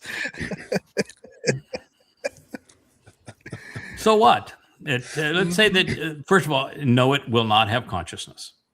But so what if it does? Slugs have consciousness. Bacteria do. So what? Consciousness means you can observe and respond to external stimuli. Yeah. So you can go and do your survey, your high-level survey, and respond by giving some sort of an answer, true or false, doesn't matter. It's all, did you observe something that was true or false? Do you have the ability to discern if it's true or false? Can you reason yourself through that evidence and present something that's intelligent? No, that is conscience. And there is no chance whatsoever that AI is going to have conscience. And without conscience, then it is nothing but a diabolical machine that is really no smarter than a goldfish.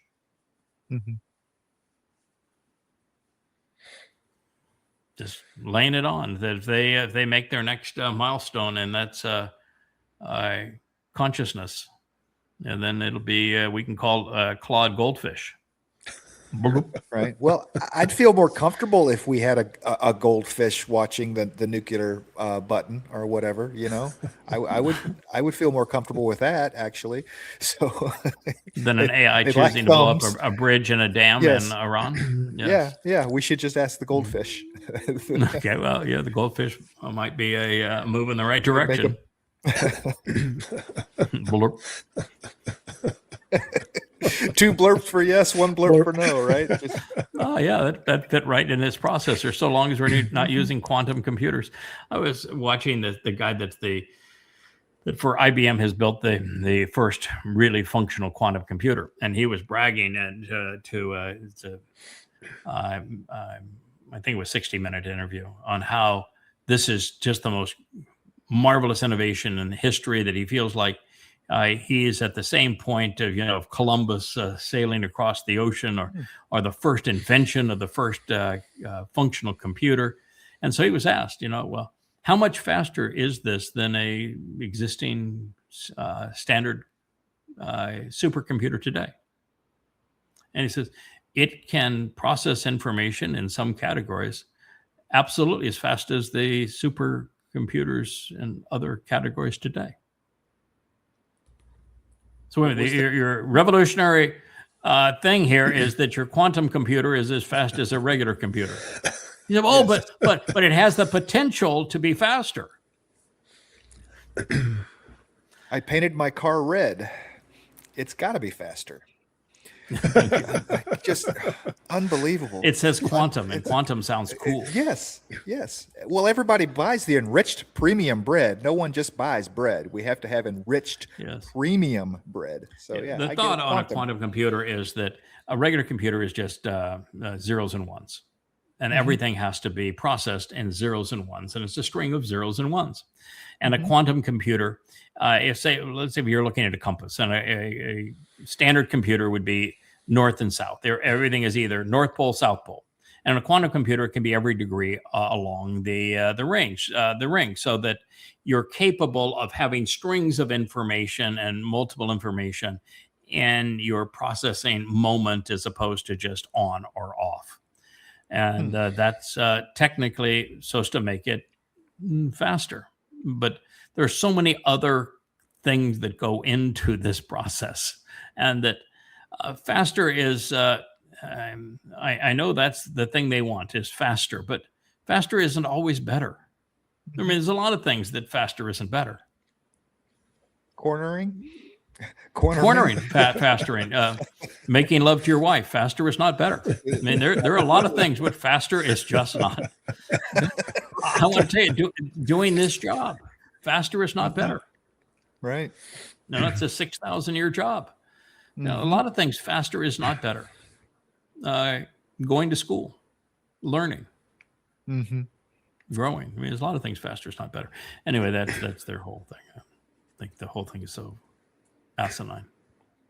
I kind of like with the whole AI thing is that the machine has no judgment, it has no conscience, and the people that are programming it have been indoctrinated in the last 2 generations, and they have no conscience, and the people that own them have no conscience. What could possibly go wrong? Yeah. And you watch them play in social media, which is where you get to see them play or answer questions, and you can tell for certain they have no conscience. There's no judgment. There's already been 2 court cases of AI helping people commit suicide. I mean, at some point that's murder, So it's they'll what did I they see will the other walk day? They'll walk you into a financial scam. And there's no conscience there. Did No you judgment. see the post? Did you see the post yesterday about the hallmark that we crossed? That autonomous drones have taken the first human life on the battlefield. Completely autonomous drones, no human intervention whatsoever, other than these are targets. This is a target Ukraine. area. In Ukraine, Fully autonomous drones have taken a human life. That's so. We got that going for us. we got that going for us. That's we should be so proud. What else do you have here? And we'll do 1 or 2 more, and we'll call it quits for today.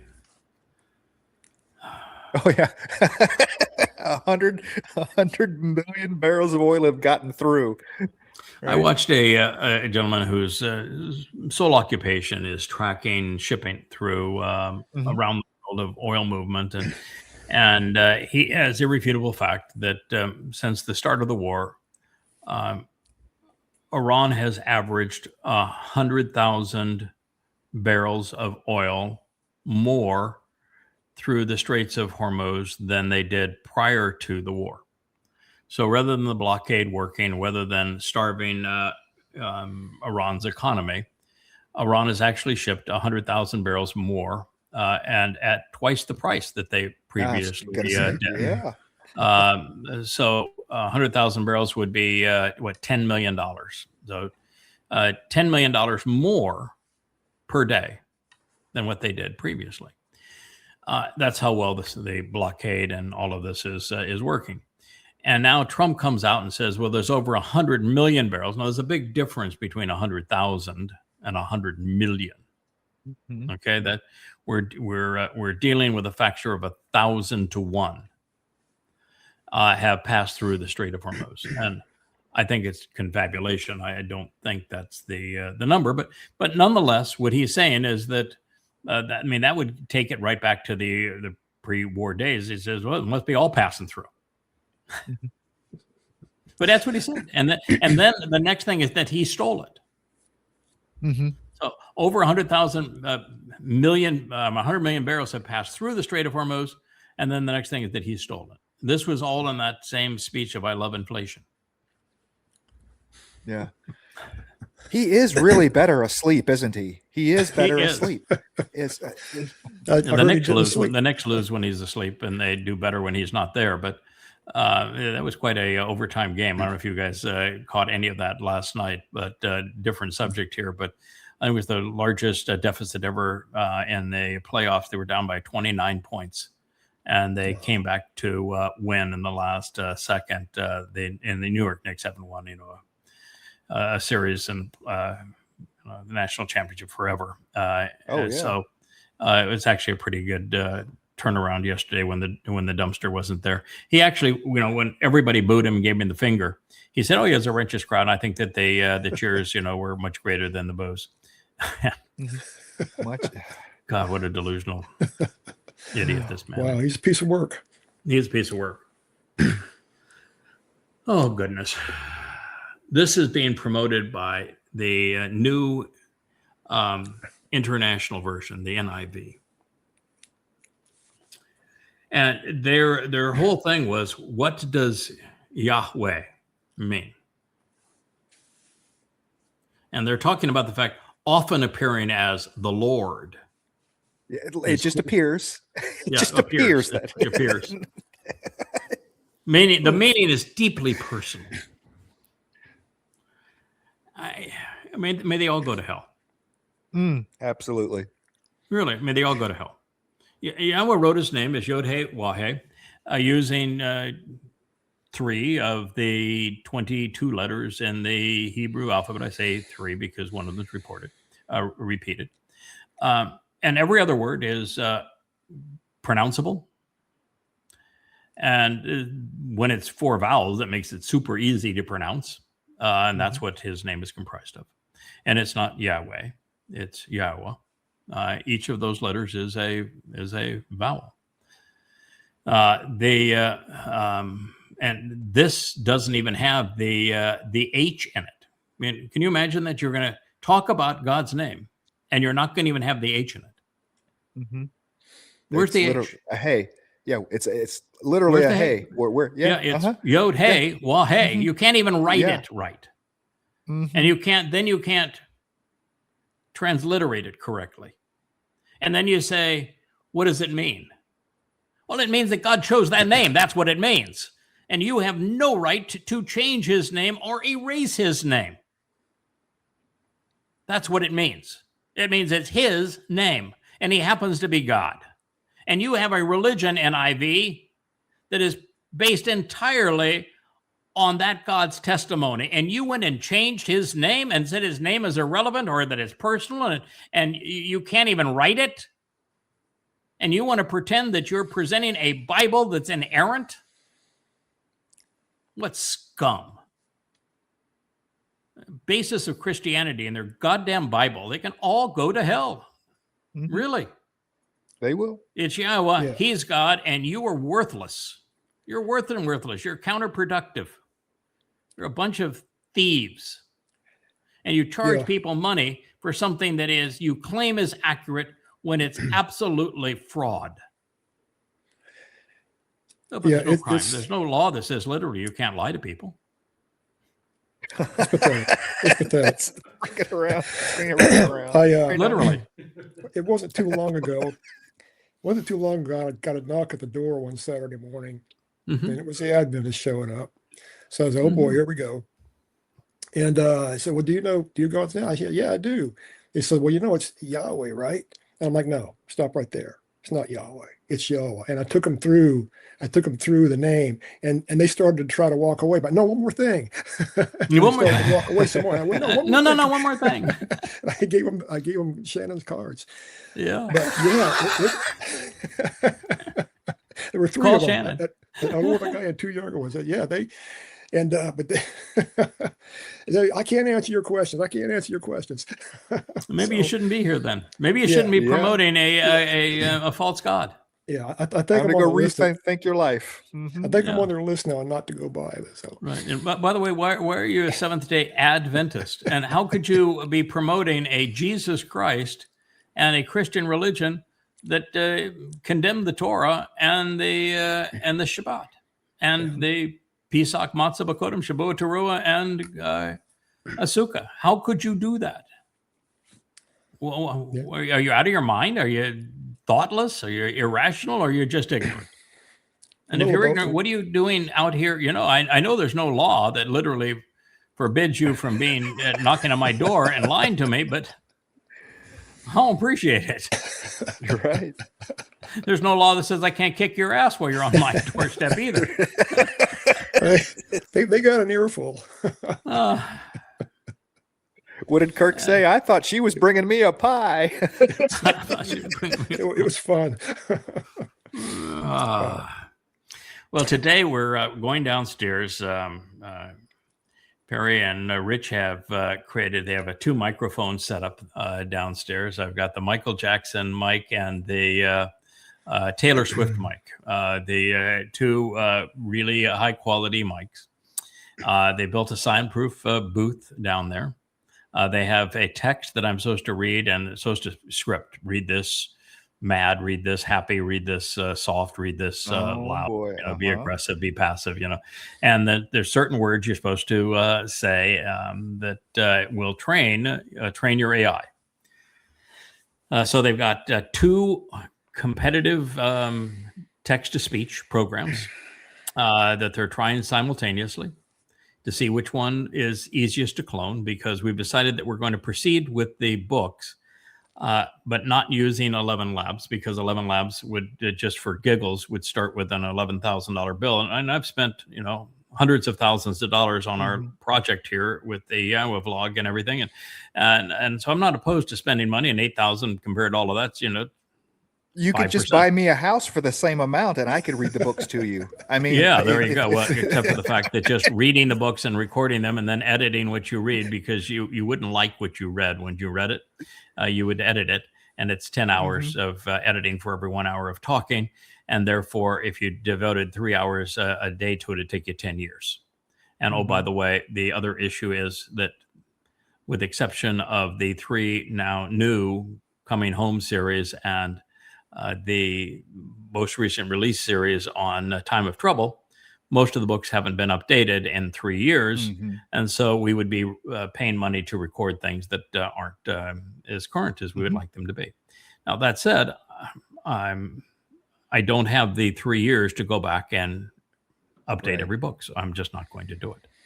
Not because I don't want to, it's just because there's challenges. You got choices you can make in life, and spending 3 years doing that and dropping everything else is a choice that would be inappropriate. So spending a lot of money doing it would not be appropriate, but we do need to have the books read. I've tried on series to read a book, and we have gone all the way through. For example, Coming Home 1, we've done the entire book, and plus commentary. And on Twistianity, Pauline Twistianity, I think it was like 90 shows, and we're about 2/3 the way through 1 volume. So it takes a lot of time to read them and record them. So the AIs are really crappy at it, by the way. You can only feed them 1 paragraph at a time. Can't even feed them 1 chapter at a time. You know why? Their attention span, they can't pay attention. 8,000 characters. That's the most. 8,000 characters at a time. That's all they can process.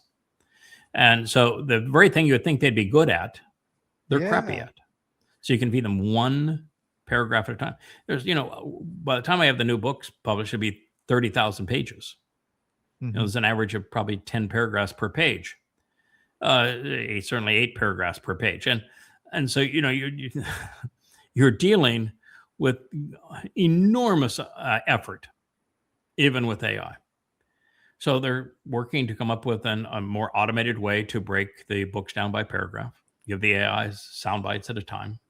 And then we decided that rather than having 3 voices, which is what we did in the first test, a voice that reads the narrative, my commentary, a voice that reads the bold, and then another voice that does the parenthetical, the foreign word and the parenthetical, which I thought was kind of neat. But the problem is that there's no way that the human mind, as far as we have deteriorated, now can even hold on to what the sentence was about when it has that much information in it. They'll lose it. And if Joe creates and links them to the page turner books, which he did previously, you still have access to the Hebrew word. If we're talking about translating the Dead Sea Scrolls, you still have access to the Hebrew word, which you can use for its intended purpose, which wasn't to speak. It's not replicated for speech. It's replicated for validation, so that you have the means to validate or invalidate the translation. And then the parenthetical that contains additional information is available to you, as is the validation process when it's being read and the page tuner book is right there and it's highlighted of what it's reading, you have the best of all worlds. Then you can just read the bold and not lose the reader's ability to maintain and process the flow of the sentence. Which is, by the way, what I actually say in each of the first volumes of each series is just read the bold and you'll be better off, and then go back later and consider the rest of it. So we're going to have one voice, not three. We're going to try to clone my voice. It has definite cadence and tone and delivery style, and so we think it will be better to try to clone my voice to do it. Then we are going to create an avatar, because it's most people can process. I'm particularly in this group. As you grow older, your ears don't work as well. You lose the ability to process typically high sounds, and that's my case. And so with the avatar speaking the words, it's not only more interesting for people, but your mouth moves in such a way that far more people are able to understand what you're saying when they can look at the mouth forming the words. So we're going to have an avatar that will create, and we're going to try to read the books. This is a process that Joe and Leah have been working on for a while, but kind of ran into a dead end on their process. And, they found a really fun clone, and they did one sentence from 11 labs, but it's too much money and too much time. And yeah, it's a nice cloning technique, but where do you go from there? And you don't own anything with a company like 11 Labs. They own everything you do. They even own your voice that they've cloned from you. But there are 3 or 4 open source companies that we're testing, and we'll see how it develops, and if Joe can relink it with a book. And so we're going to try, first a chapter, and then a book, and then a series. And that is what we're going downstairs to see if we can do. All the while, I'm very, very close to finishing the story of Noach and Shem and their trip into Israel, where they met with Abraham and Sarah when God said that he's going to cause a child to be born to Sarah. That's who the other 2 individuals were. And then I'm witnessing them do their trip down to Sodom. It was those same guys that went into Sodom. That's who they tried to rape. Well, I don't think it was tried to rape. I think it's misinterpreted. But it's those guys who were into Sodom, and right now dealing with Catan and Gadol in the middle of that conversation. And then they go from there to they're the 2 witnesses that join Abraham and Yishak to Mount Moriah, and that's the last year of Noach's life on that phase. And so we're going to finish that, and then I've got some things to talk about in terms of the support that Yahowah provided Moshe. And then we're going to survey what God had to say about the birth of the kinsman redeemer when he came to fulfill Pesach, Matzah, and Bakurim. For example, in the middle of that crucifixion account where Dode is saying, I'm going to be crucified. He talks about suckling on the breasts of his mother and being born the old-fashioned way. Why would he say that in the middle of that conversation if it wasn't germane to fulfilling Pesach? Yeah. And what does that mean? That means that somewhere in the text there's a testimony about his mother and father. And then we turn to Yeshaya, I think it's 11, where we're told that a certain woman is going to give birth to a child. And we can take the etymology of that and take it right to this point. And we find there's only one place where a mother is credited, and Dode constantly credits the Amma for saving him and for delivering him and for being a gift of God to him. But there's only one place that says, I am the Amma, and I'm going to deliver the kinsman redeemer. And that's the story we're going to translate next. That's the story of Ruth and Boaz. But I'll put it in that context. And so that's our current project once we finish the clone voice. We're going to play the Clone Wars. Yes. All right. Quick brown fox jumps over the dog, right? And then you're done. That's all you got to do is go. They have not told me what I'm reading. I told them I don't want any practice at it. We'll do it the old-fashioned way. You just tell me what you monkey. I work for peanuts. I'll read what you want me to read. Going I can't live. wait. I can't wait to see it and hear it. It's gonna be great. I think it'll be fun. I'm looking forward to it. It's certainly going to be a whole lot better than just encouraging people to read, because they don't read anymore. So this will be a huge improvement. When Joe first started doing it and keying it into the books, I was so impressed. And then a month's gone by and we haven't made at least any progress that I have seen. So I don't know what has transpired. But Perry bought a beast. He's got a Blackwell chip on a machine downstairs. Very, very fast machine, and it's capable of doing all this. And we have to own the process, which means it has to be one of the open source ways to do it. And Rich has studied text to speech for some time, particularly in the world of translating Yahowah's testimonies. So he has a lot of experience in it, and Perry loves his computers and logic and sounds and the mathematical approach to things. And so we'll see how it all plays out. But I think we're in good hands, and I'm looking forward to seeing how they develop it. It should be cool, Roger. Yeah. Should be good. So that's what we're doing behind the scenes. And yeah, thank you for your comment on Odie. I read your comment, and it means a lot coming from you. That was really a touching episode to see. Here's a guy that has known us for 20 years. And we get from those that make themselves famous by hashtagging my name to say that's a Craig Wynn cult.